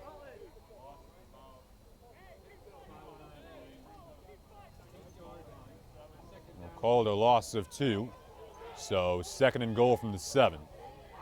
Once again, no receivers in this formation. That's Little picking up about 4 or 5. Gets down to the 1-yard line. So 3rd and goal from the 1. Can you say pounding that rock? They love pounding that rock, don't they? And they got the backs to do it, and Larry Robinson the second as well to do it. They're making no mistake about it, and Huron tried to get some substitutions in. Might get too many players on the field here. And I just love when a team is able to run the football down your throat, is relentless with that pursuit of doing so as well. Saline is relentless, has the ability to pull it off as well, and when they're in the red zone, man, they're going to look to run that football, man, to punch it in via the ground attack, and I believe they will do so as well here. Running behind a veteran O-line led by Kyler Blake Jones up front, a senior Grand Valley State commit, but they've got plenty of experience up front all around. They're balanced.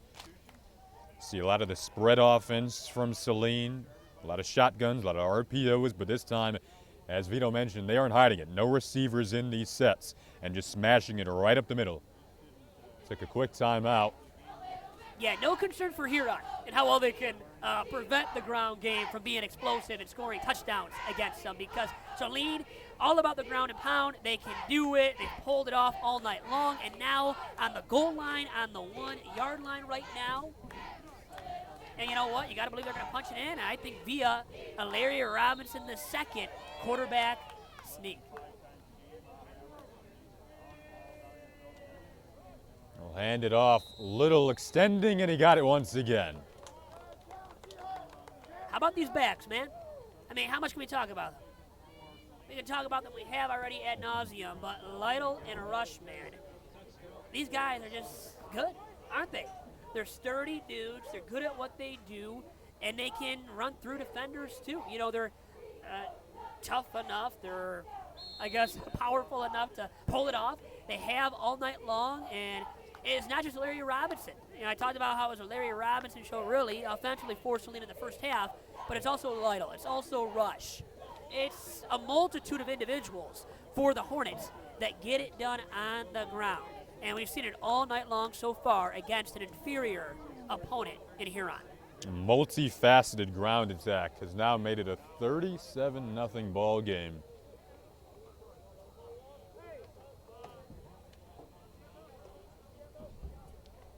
Once you hit 35-point advantage, it'll be a running clock rest of the way in the second half, and that's what we have now. It stopped at the moment at 9:22 to go in the third quarter.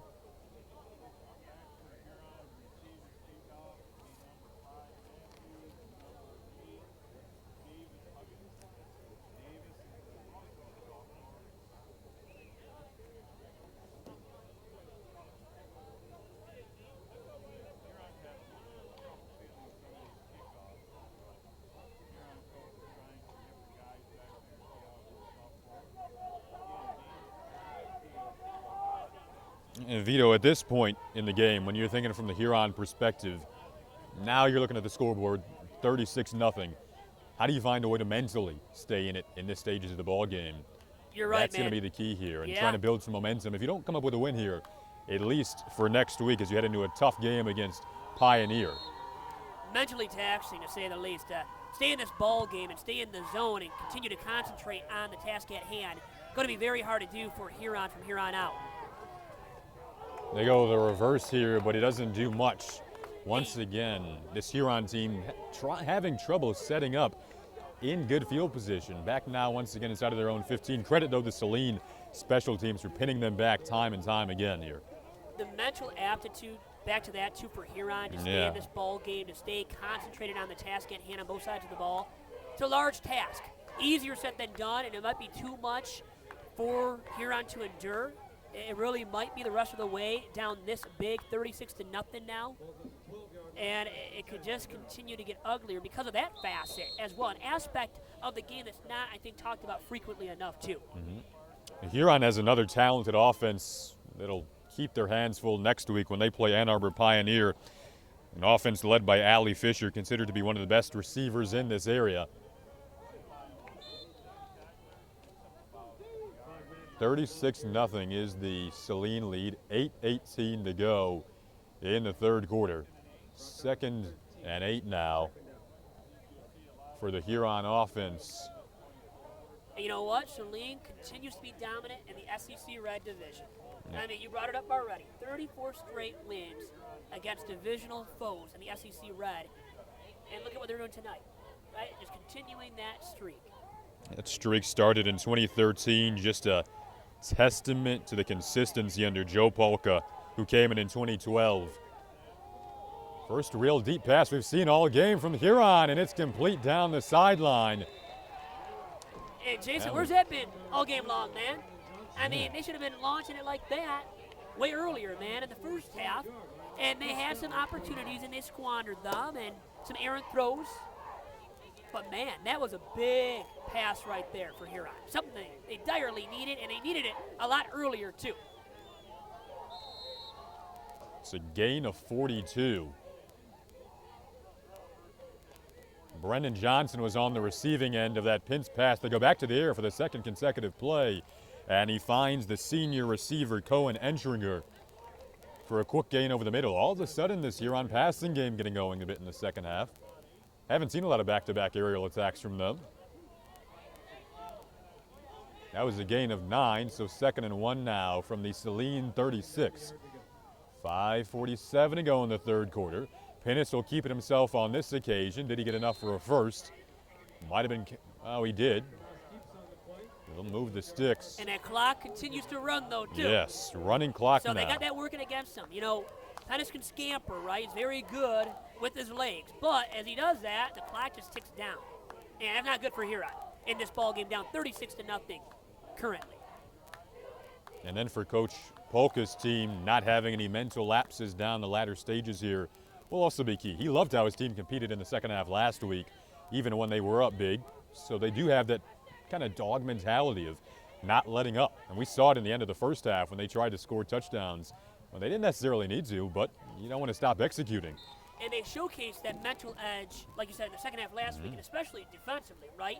I know they allowed the one score, but still, to keep playing good defense all the way throughout that game, even when it was already a blowout, the game's out of hand completely, and you already know you're going to win that ball game, and they still brought it defensively, brought the energy. And as you said, Joe Polka loved that about his team last week.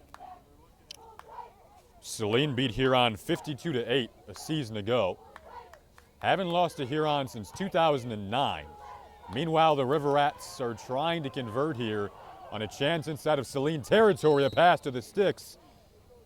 I'll say that was incomplete. It was intended for Entringer. Brings up 3rd and a yard with 5:10 to go in this third quarter. 36-0 is the Saline lead on the road, looking to go 1-0 away from home. 2-0 overall in the season would be the record if they can finish this one off. I think they will. Is that a bold prediction?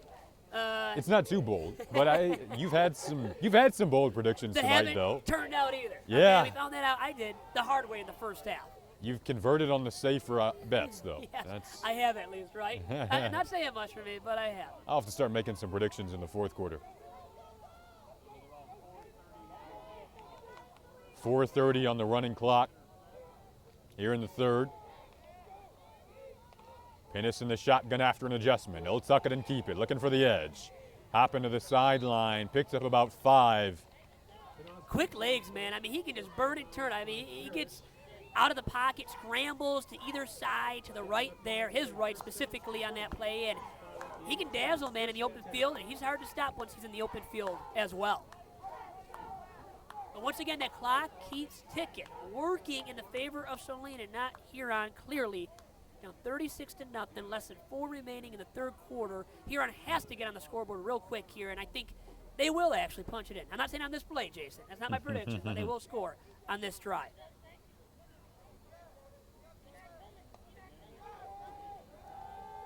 Pinnis under pressure. That was a lofty heave. We got a late pass interference Huron got a call. call in its favor right there, man. A lot of penalties did not go Huron's way in the first half.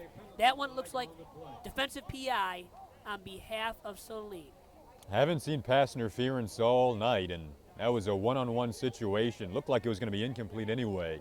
Yeah, it was debatable on Yeah. behalf of the refs. They maybe could have held on to the flag, but clearly Huron could use something like that, and good for Huron, with that being said, too.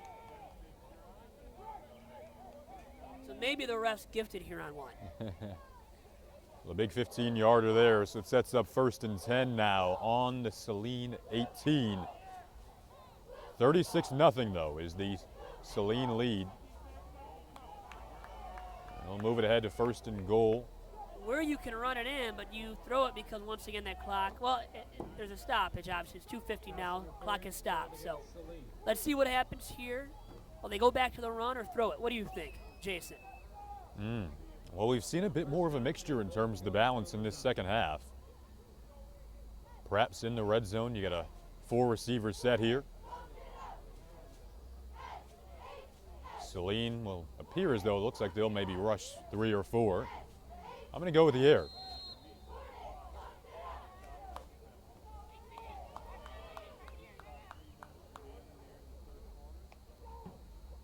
Pinnis does go to the air. Saline brings the heat, looking for the corner of the end zone. He won't find it. It is so tough to score in the red zone. Ask the Detroit Lions, right? Yeah. I mean, just ask them, Matt Patricia and company in Motown. Their team right now not really good on either side of the ball, but also in the red zone for sure. And it's a struggle for a lot of teams, right, at any level of play. So you see it right now here on this level, lower level, as in high school football for Huron. It's just tough to punch it in once you get this close to the end zone. That was a struggle a season ago for Huron. They go back to the ground game this time, and that stout defensive line of Saline was ready for it.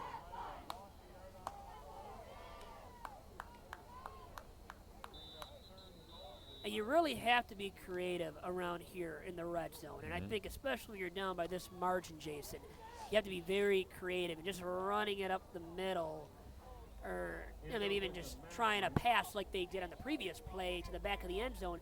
It's not very creative. It's something I know you think of, but it's predictable too, with that being said, right, for the defense to adjust to it in time and make a stop on those given plays. And Saline stepped up and made those stops thus far, and a good showing here from Saline with their red zone defense. And at this stage of the ball game, you're thinking 4-down territory. Absolutely. If you're It Huron. has to be for Huron. And now Saline gets tested, right, a little bit, gets a chance to showcase what they have here in the red zone.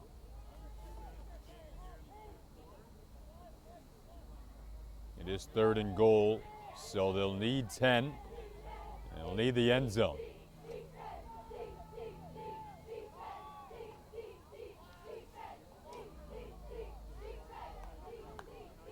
I don't think they'd want anything less at this point. And no penalties. That's Can't true. commit a penalty. No offsides. No false start. Don't want to see that for Huron. Here we go. Pennis in trouble early, trying to squeak free. Does. Looking for the end zone, but couldn't find his man. Pass was intended that time for Adam Sama in the back corner of the end zone, but couldn't quite find him.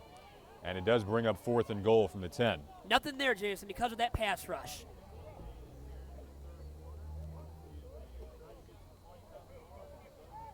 And think about it, too, from this perspective, right? Even against the best passers at the highest level, against the Aaron Rodgers, Patrick Mahomes, all those top, upper echelon QBs in the NFL, when you get a pass rush and get in their face, even those guys can be limited or stop completely.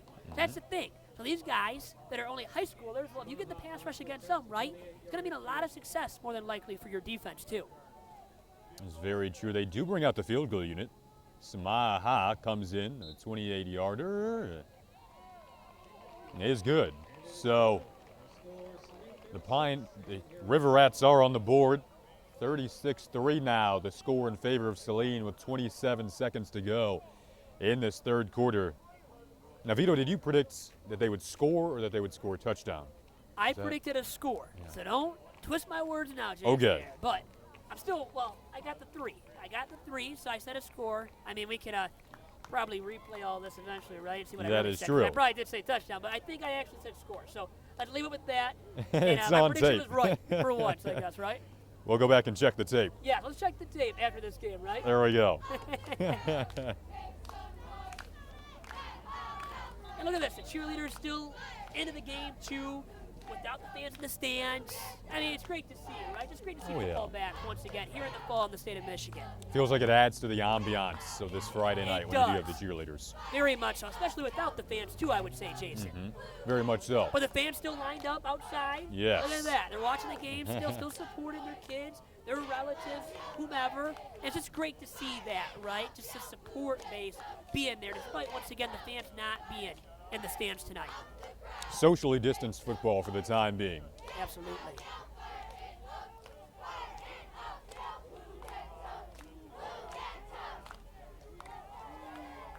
And like you said, we just love having it back. Coach Joe Polka of Saline told us that he found out there would be football right after his daughter's wedding ceremony. So you think about that day. Your daughter gets married, then you find out you have football. I mean, how about that? He said he was ecstatic. He had actually already told the team that they wouldn't be playing. So everyone was ready. They had adjusted their plans to potentially not playing football. As Saline will get the return here, some holes open up, and it might be a big one. This is Josh Rush looking to go back-to-back weeks with a kickoff return for a touchdown, and they do. Can you save some speed right there, man? Put on the burners, took off, and scored that TD. Like you said, back-to-back weeks now for Rush, scoring a kickoff return for a touchdown. Very impressive there out of Josh Rush. He went 86 yards to open up the season-opening victory over Ypsilanti. Took the opening kickoff return back to the end zone, and he does it here in the second half. With 13 seconds to go in the third, it's a 42-3 advantage for Saline.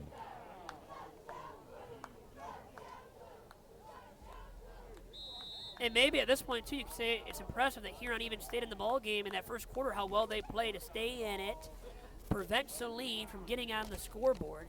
Huron, you know what, give them some props. And now give Saline, obviously, some props at this point. Up 42-3 with only 13 seconds to play in the third quarter.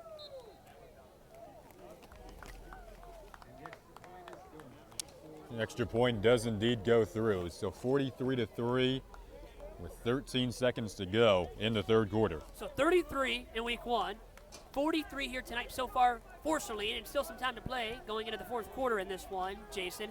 How many points is that? My math is not very good. 43, 33. We're looking at 76 there. 76 points combined in the first 2 weeks of the season for the Hornets. Outstanding on the offensive side of the ball, but also bring up the defense, what it's done to shut out these opponents in back-to-back weeks, and not completely, obviously, shut them out, but limit them hugely.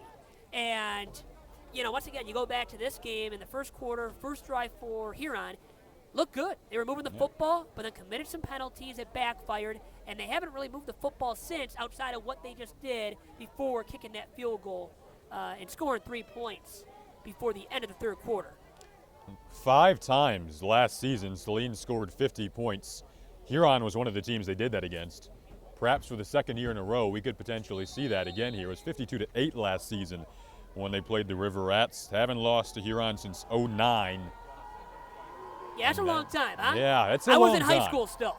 I was a young lad once again. I was like in my second year of high school at De La Salle. Love that school, by the way. Big shout out to De La Salle. But anyways, back to the game, right? This is Jalen Matthews trying to find the edge after yet another bobbled reception on that kickoff, and he gets out to about the 27 I think Huron. More than 52 points from Saline. So they scored, like you said, 52 last year against Huron. They're at 43 right now going into the fourth quarter, and they're not going to take their foot off the gas pedal, I think. They're going to keep running it. They run it so darn effectively with their myriad of backs. And they're going to score again, and I think twice more, actually, to give them more points than last year against Ann Arbor Huron. Saline lost their season opener a year ago to Chippewa Valley. That was a Chippewa Valley team led by quarterback Josh Kolka.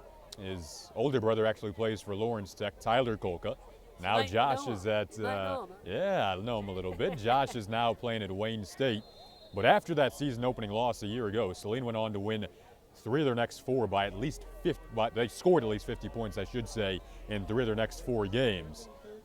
And I think it goes back to this point, too. We've already said it. They can score the football. Yeah. It's how well their defense is going to play the remainder of the season. And not just in the SEC Red against a rather subpar opponent like this. But as the season does progress against the big boys, and especially come postseason time, how will Saline's D hold up?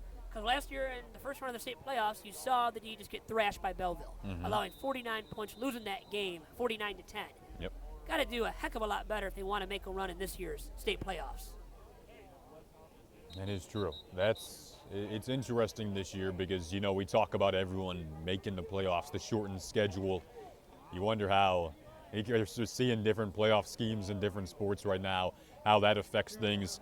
It seems as though right now they're kind of taking it week by week, just grateful to play. Coach Polka told you that the objective this year is obviously to win, as it always is. But this year, more so than any other year, he said, in my life, it's been about being grateful for what you have and playing to get a little better each week. And right now, it looks like they're getting a little better each week. You know what? We're grateful just to be able to call this game tonight, too. For That's the very Detroit Free true. Press, the Detroit Free Press High School Game of the Week for Jason Ross and I. Jason Ross, the stellar play-by-play man that is alongside me for thank you, tonight's Vito. game. Alongside my smooth analyst, Vito Thank Churchill. you. I love it. And by the way, you can keep saying that stuff to make me feel good, too, Jason. It's working it's right now, not to man. make you feel good, though. It's genuine. Well, thank you very much.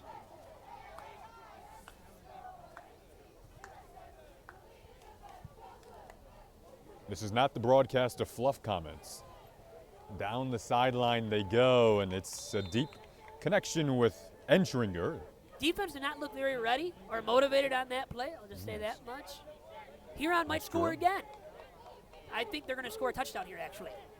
Now we have touchdown on record. Now a touchdown on record. It is on record. Yes, sir. Okay. It is on record now.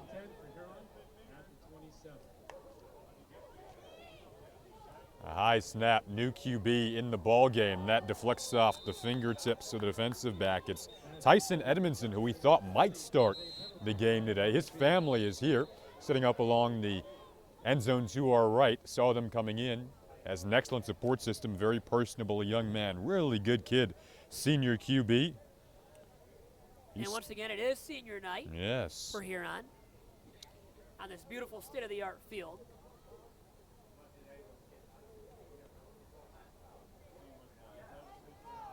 Edmondson started at 1 win for Huron last year against Ecorse.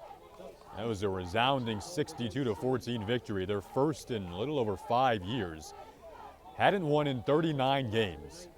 Felt like a program-type win. This is a team still very much building from the ground up, foundationally wise, trying to develop this program. They have a good freshman program going that they think could feed into the varsity program as the years go on here, but trying to find a way to get something going here, and their senior QB looking for the guy who started the game at QB, Anthony Pennis. Who is Out so of his hands explosive. there. I get Yeah. it, where you use him in a different role outside Right. quarterback.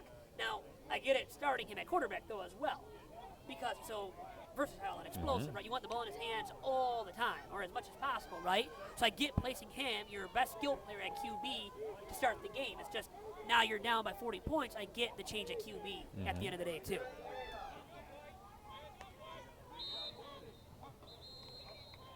It's 10:03 to go in this fourth quarter. 43-3 is the Saline lead. We might get an offsides call on Saline. So this will move Huron a beat deeper into Saline territory here, now inside of the 10. They'll mark it at about the 9. So 2nd and 5 for Huron from the Saline 9, trailing 43-3. They go to the end zone.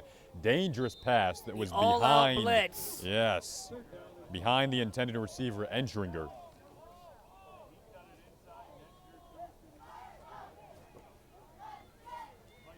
Get in the quarterback's face, and you can cause passes like that. The Detroit Lions could use some help in that capacity. Sorry, Lions, have to bring you up again, and in a negative fashion, but I had to do it there to you guys.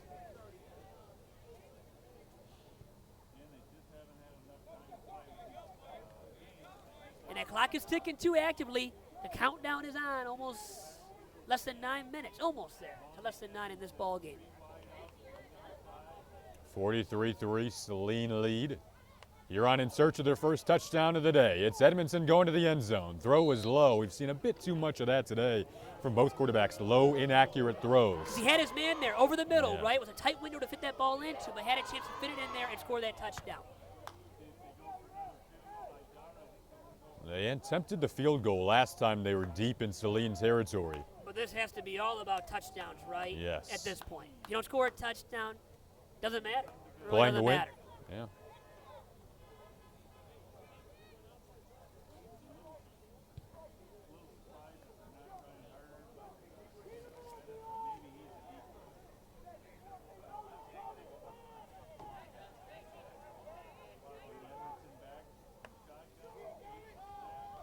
Going to the air again, back of the end zone this time in Redwell. Good defense there. You know what? Let's not blame it on the passer there. Let's just credit the defense, right, for making a really good play on the ball. It's a defense that's relatively inexperienced when it comes to defending the pass. Just a couple of seniors in that secondary, my apologies. You think of Augie Hutchinson, one of the guys there, and Garrett Baldwin is a youngster, a defensive back, just a 10th grader who had an interception last week. A lot of guys who Coach mentioned to you in that call that they may be juniors, but they're young, or they may be seniors, but they're getting the first crack at a starting role. And they're talented, they're capable, and they're showcasing it tonight, aren't they? That's Once true. again, it's going to be for this defense how it plays against the big boys. I know I've been a broken record saying that tonight, but it truly is the case. Got to be much better than a year ago when they made the playoffs and lost to Belleville. And we'll see what happens, right? We'll see as the season does progress, and you made note of it already yourself, Jason, that everybody makes the playoffs this year. Saline would have anyways. They would have gotten the wins that they had to get. But in this year, a strange year, out of the ordinary, right? Like, unlike any other season before, every team gets in, and Huron even has a shot to get a playoff W this year, which would be great for that program, right? And a program-building win it would be as well. And it's a great thing, really. You look at it from that perspective, too, for these lesser programs that are still rebuilding or building up from the ground, at the very least. Well, guess what? For them just to get a chance to get tested in the playoffs, right? Get that taste of postseason action, which maybe some of these programs haven't had in a decade or decade plus. You look at Huron's past regular season success, and it hasn't been there. So, and you said it already, too, that they've recorded one win only since the start of the 2015 campaign. That win coming last year in week 1 for them against Ecorse, so nothing since then. And just to get that taste of playoff action once again, that would be an extremely positive thing for this program as it moves into the future. As you mentioned, it's senior night. We heard a lot of the players talk about their favorite moment being that win against Ecorse last year. You think about the opportunity to play in a playoff game, that being granted to you, they could go into that with an all-or-nothing mentality, and you just never know what could happen when it's playoff time. So. And you know what? I'm all for that this year, everybody getting in because of the circumstances with the delayed start to the season, only 6 games for the regular season this year, too. Now, in a normal season, no. I don't want to see that. Right. I don't want to see that at all.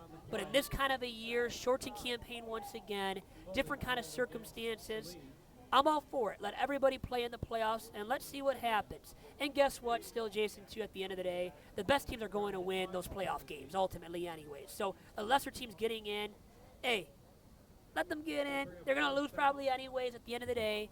And let's just see what they're made of. And once again, if any of those teams do surprise and get a win in the playoffs, that's just a program-building kind of W.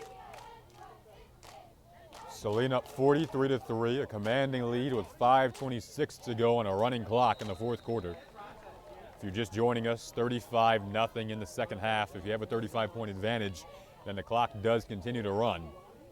There's a really big second quarter for Saline, built on that in the third. Now the clock running down in the fourth. We saw them do it on the ground. We saw Larry Robinson run it in himself 3 times. Found his man Luke Darmos in the end zone in back-to-back weeks. Josh Rush for the second consecutive week has taken a kickoff back for a touchdown. A litany of different characters once again getting involved in the complexion of a Saline victory. A multitude of skill players. Really, that is the case here for Saline. Has been forever, right, under Joe Palka. First year was 2012. Came from an Ohio powerhouse football program in Toledo-Whitmer, where he had, by the way, Chris Wormley, defensive lineman, now with the Pittsburgh Steelers.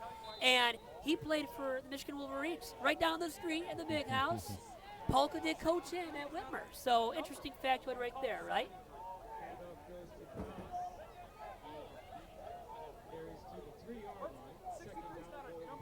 Meanwhile, Huron cracking on the door, 2nd and 3, 2nd and goal from the 3. And they give it to the back, trying to motor his way into the end zone. But did he fumble when he leaned over, too? Ooh. It was Tyrese Hurled.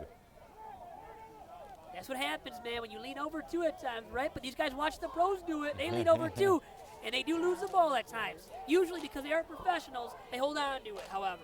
These guys, they might not hold on to it as often, and I guess he was all right there in that circumstance, Jason. You bring up the mistakes. That's a key part of this game, though. They had, Huron in the first half trying to stay in the ball game, had a safety that really turned the momentum around. And they came up just short there. They tried to stuff it in, and they might have come up just short again on 3rd and inches that time. Good goal line defense, man. And once again, it's a blowout. The game, it's over. But still, something like that, that's a play that's like a builder for the future, right? Like, you get the chance to play that goal line D, and you get better playing that goal line D in future games the rest of the way this season. And once again, come playoff time, when you probably need to make that goal line stop in a crucial situation down the stretch in a ball game, now you know what it takes for it to make that stop. That's what you love to see, though. As you mentioned, at this stages of the game, guys running off the field hard, and they might have just indeed pulled off that goal line stand. Effort, man, bringing that energy. Very impressive from Saline late in this ball game when the game is already clearly out of hand. 3 consecutive plays inside the Saline 2, and Huron couldn't quite crack the door open. Huron tried with all its might. I mean, they've given it their all. Just they're not as talented as Saline. Clear cut, right? And we knew that coming into the game. Once again, they played the solid first quarter, held Saline scoreless. But since, Saline has just become dominant. And the talent has started to definitely show for Saline as well. 4:25 to go. 43-3 is the Saline lead.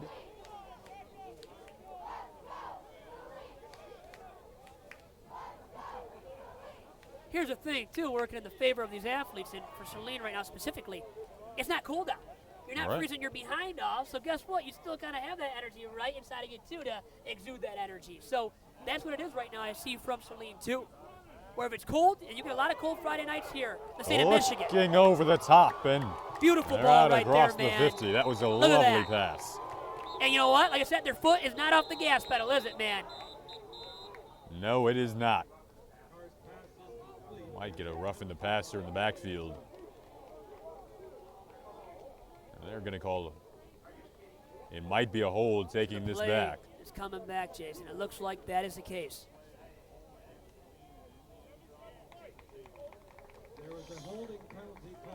But do you think Joe Palka cares that they have a 40-point lead? Clearly, based off of that play, designed to throw it and to throw it that distance, they don't care that they're up by 40. That's clear cut to me, Jason. That's true. And not by 40 exactly. Right?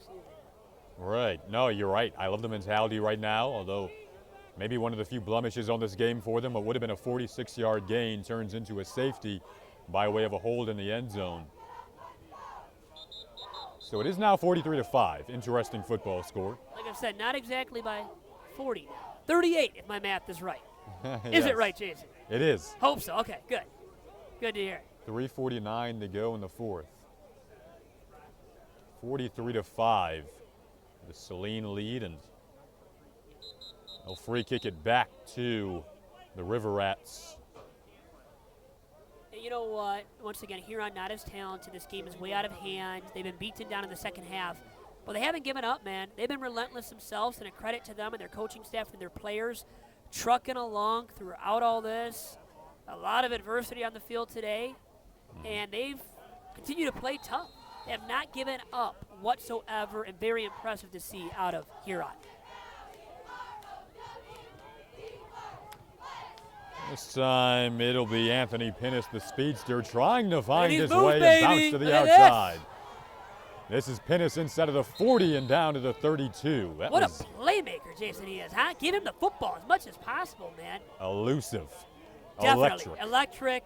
Whatever adjective you want Yeah. to throw out there, man, to describe the guy, right? But he is a darn good playmaker, man. And he's a guy, once again, in future games now, if you want to win ball games, you got to feed him the football at all Right. costs. Have him play out of the shotgun, get that football, run with it, throw it, do whatever, but just make sure the ball is in his hands at all costs. He's going to take a lot of snaps this year. I mean, offensively, they've used him at running back tonight. They've used him at quarterback tonight. We now see him in special teams. Yeah, man, he can do it all. And out of the gun, too, and I get it once again. You put the ball in his hands to make that decision, to run it, to pass it, that RPO once again, the run-pass option. What will he do? And, if you don't know going into it, he can catch you off guard, man, right, and beat you with this speed. Tyson Edmondson back in the ball game. His first complete pass. It is Pinnis into the end zone. Look at him. He's done it all game long, man. They're one explosive player from start to finish in this ball game for Huron on senior night. He has been, once again, a heck of a playmaker, and he's a guy they got to keep feeding all season long. Wakes up some of the Huron supporters. Good to hear that, That right? was, The crowd into the game, even though, once again, you're down by this margin, but they're still into the ball game. Very cool to see here on senior night at Huron. 43-11 now is the Saline lead, as Huron will try to tack on the extra point with 3 minutes to go in the fourth quarter. Felt big, though, heading into next week. Maybe something to build off of. I think so. Hold is down, extra point is up, and good. So 43-12 now. Once again, Jason, give these guys some credit tonight for not giving up at all in this ball game. Yes. Still, their foot is on the gas pedal as well. It's just they can't do as much with their foot on the gas pedal against an opponent like Saline. But in future weeks in the SEC Red against other opponents that definitely are not as good as Saline, I think Huron actually has a shot to win a game or two this season. And great for them after winning only a game last season. That is very true, Vito. I mean, if they can come out with the mentality that they had today, not having any fear, but then at the same time trying to find ways to nullify those self-inflicted mistakes, that'll be the key for them. And then it's an interesting offensive attack. I think the book may be out that it's, for the most part, going to be on the ground with Pinnis. You have this kind of dual threat quarterback, but your strength is on the ground. So can you find a way to keep teams off balance throughout the entirety of a football game? I think will be the key for Huron moving forward here. Just deploy him. Yeah. Once again, at all costs, whatever it takes, man, to get him the football, you got to do so the rest of the way this season. And by doing so, they can score some points and win some ball games, I believe, this year. An onside kick. Flag comes out. Looks like it went beyond the allotted 10 yards.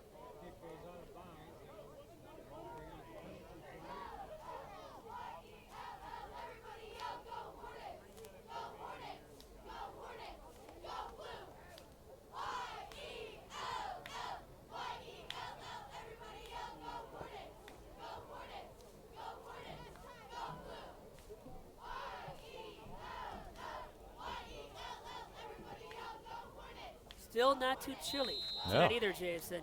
We are warm, warmer than Yes. expected for this Friday night in September.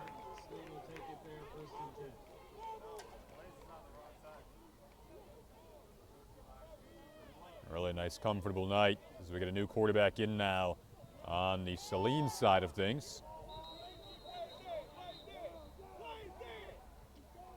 And look at Huron, not giving up on the play. The play was No. blown dead by the rush man out there, and Huron does not care. They want to show that they're still in this ball game actively with their energy, not with their player production on the field per se, but with their energy, still bringing it, man, at a high level. And very impressive once again to see from Huron. And now I haven't watched the film from past years of Huron, I'll say that much, but would have to believe, Jason, that they didn't show this kind of effort probably late in games when getting blown out in past seasons. So at this point, exerting this kind of energy late in this ball game, Jason, once again, I think a positive sign of things to come for Huron. And I think they're going to notch, I'm going to say 2 wins by the end of this season. I don't know if that's going out on a limb or not, but probably not a bold prediction. I'm going to say they end up with 2 wins by season's end. And Saline, a lot more than 2 wins, okay? There we Easily go. said, Hopefully, right? yeah. That's not bold whatsoever. Well, if you can maybe get those wins on the Huron side later on in the year, obviously you want them now. But I guess what I'm saying is if you can build up momentum later on in the year, find a groove, you found something here from a competitive standpoint. You found success in certain ways offensively. If you can find consistency on both of those regards heading into the playoffs, maybe you can pull a stunner. I mean, heading into tonight, this would have been one of the bigger upsets in high school football if they did pull it off, as it appears as though C.J. Carr is in the ball game now at QB for Saline. Well, you brought up a good point there, Jason. You Yeah. almost want that momentum at season's end going Exactly. into the playoffs because they're going to make the playoffs no matter how many wins they notch in the regular season this year. Right. So you kind of want to start playing well at that time of the year instead of right now. Now, you want to play, once again, like you said, throughout the whole entire season well. But if you're going to pick one or the other, the start or the finish, you're going to pick the finish. And hopefully because of that, you have the momentum, as you noted, Jason, going into the playoffs. Carr steps up. That's picked off. It's Bad Pinnis. pass. Bad pass. And look at the playmaker on defense Anthony now, man. Pinnis looking to He does get it into the end all. zone in a multitude of ways today. Sign me up as a fan. Okay, I am part of that fan club now. The junior has turned this into his own individual all-star game in the later stages of it. It was a Larry Robinson show earlier, right, for Saline. Right. And now, how about Pettis, right? How about him, man? 43-18 now, the Saline lead, with 2:29 to go in the fourth quarter.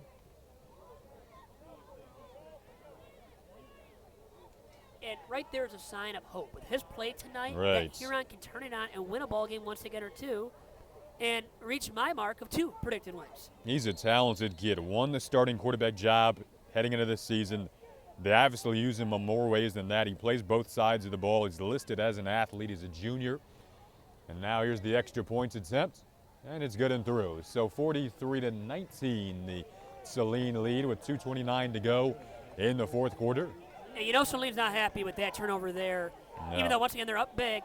Not a great way to finish a game offensively. Right. And Saline cannot afford to make these kind of mistakes. Once again, I'm a broken record, but against the bigger boys, right? Come playoff time, specifically, can't allow those turnovers to happen. Just can't. And I think Saline will clean it up as the season does progress. Early on, here only week number 2 for Saline and everybody else. But it's still something, you know, Coach Polka and the Saline coaching staff will look back at and want to work on this week in practice coming up, Jason, too. That's true. The schedule continues to roll on, and you look at things you can adjust. That's certainly a note. But Saline, once again, too, at the very end of the day, will be a state power. Oh, yeah. You know they're a state title contender. They have the talent on both sides of the ball clearly. And led by Mr. Robinson, man, they got a heck of a shot to win it all this year in what is Robinson's junior season, too.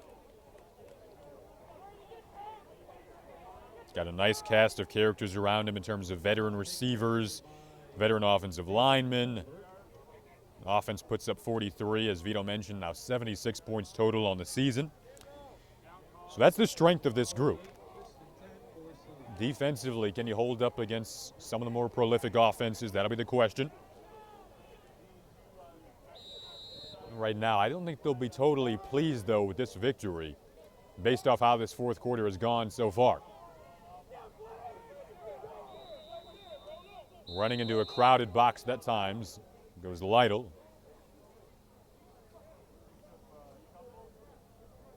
Tackled by Lincoln, and a timeout called in the late stages of a 43-19 ball game in favor of Saline at the moment.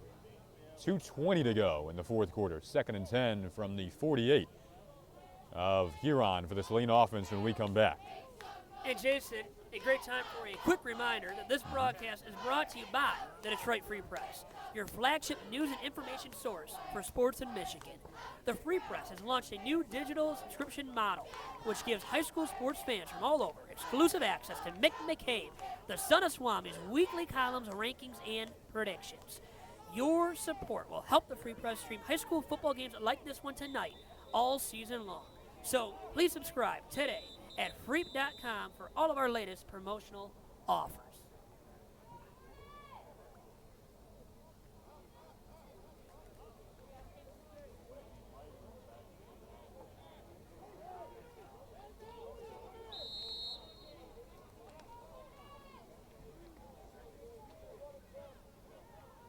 So Carr back in after the interception on the last drive. They go down the seam. He overthrows the intended man. Carr's pass incomplete. That'll bring him 3rd down and 10 to go. Brings up 3rd and 10 from the 48 of Huron for the Saline offense. So back to the original passer, right? The starting quarterback for Saline 2. Multiple scores for a second straight week. So that would be both weeks of this regular season thus far for Robinson. Very impressive performance from him and the Saline offensive attack. And let's see what it does now with the new passer in, as you already noted, Jason, too.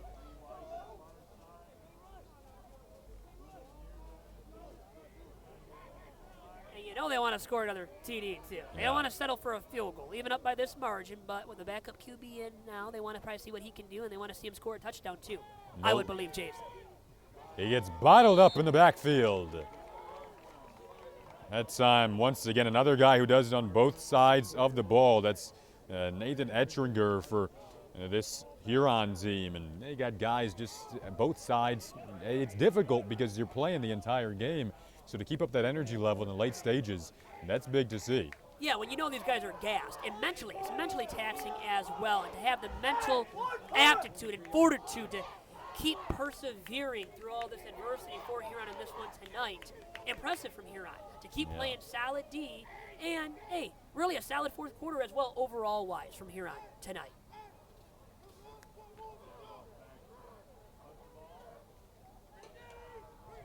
Low snap, just got that one away. And it'll take a hop in favor of Saline down to about the 29 of. That's where Huron will take over with 1:18 to go in the ball game. 43-19, clock is no longer running with the advantage inside of 35.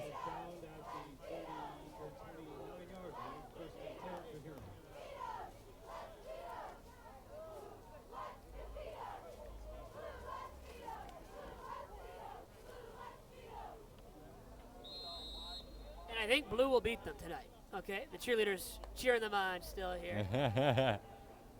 There we go. Here's the pass down the sideline, nearly intercepted. Let me tell you, not too bad of a pass almost, No, right? A little bit more loft on it, right? Arc on it per se, and you probably complete that pass, and that pass goes for a touchdown as well. So not a bad look there for Huron. At this stage, that's what you're aiming for, just trying to find a big chunk. Realistically, it's obviously out of reach.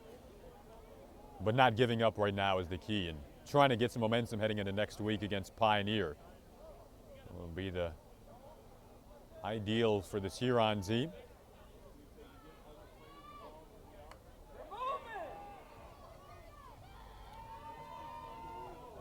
Looking to the same side. And he had some good time in the pocket there, too, to complete that pass. Almost did a little bit off. So once again, give it to Huron. You know, they're trying to make some plays and almost pulling it off. I don't know if that's saying much, but still give them credit for being relentless and, once again, not giving up in this one. I don't know about you, Vito. I think my eyes there were looking for Pinnis. He was on the near side of the field. They haven't gone to him yet. He's at the bottom of your screen right now. We'll see if they try to find him maybe for one more electric play Just for his give him the ball, his man, Friday right? night highlight reel that he's pieced together in this fourth quarter. Yes, sir. Even a screen pass, right? Just throw him Yeah, the ball. see what he can do with it. Throw him the ball and see what he can do in the open field. Absolutely, Jason. He's been electric and so fun to watch tonight. They've got 3 receivers at the bottom of the screen. He's one of them. Pressure comes in early, though, and heading to the ground that time is Tyson Edmondson. So that'll bring up 4th and about 15 or so. Time to get off one more play at least for Huron offensively. Clock at 45 seconds and ticking. 43-19 is the Saline lead.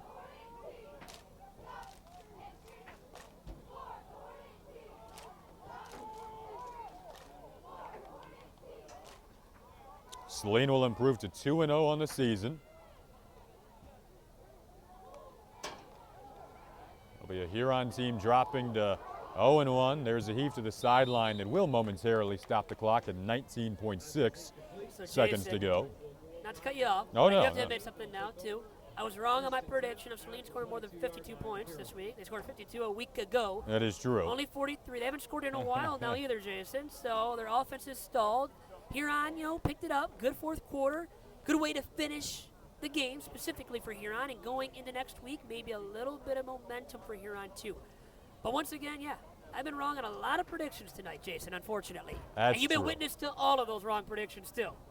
I will hold those against you moving forward. Don't blame me either, man. Yes. But it's been fun, right? I mean, what a great Oh, experience yeah, here this has with been you awesome. to be broadcasting this game once again, just to have football back. What a pleasure for both of us, right? You can't say that enough. Pleasure to be alongside you all night, Vito. And pleasure to have everyone with us tonight on our Detroit Free Press Game of the Week. As the clock ticks down, and it appears as though 43-19 will be our final in favor of Saline. The Hornets go 2-0, and they'll step out of Riverbank Stadium on top. And Saline, not the greatest ending to this game. You got to admit that. But still, overall-wise, Saline, a nice, really, overall game. Fourth quarter, once again, not as clean, not as effective, moving the football too, but they brought in their backup passer, and, hey, something you have to expect when that is the case. That is true. They got it done in a multitude of different ways, on the ground, through the air. As you mentioned, perhaps some things to improve on looking ahead into week 3. But overall, a good performance to look back on, and they're 2-0. Huron drops to 0-1. It was a pleasure to bring this one to you today, your Detroit Free Press Game of the Week. I'm Jason Ross Jr. alongside Vito Churko saying so long on a beautiful, crisp Friday night here in Ann Arbor.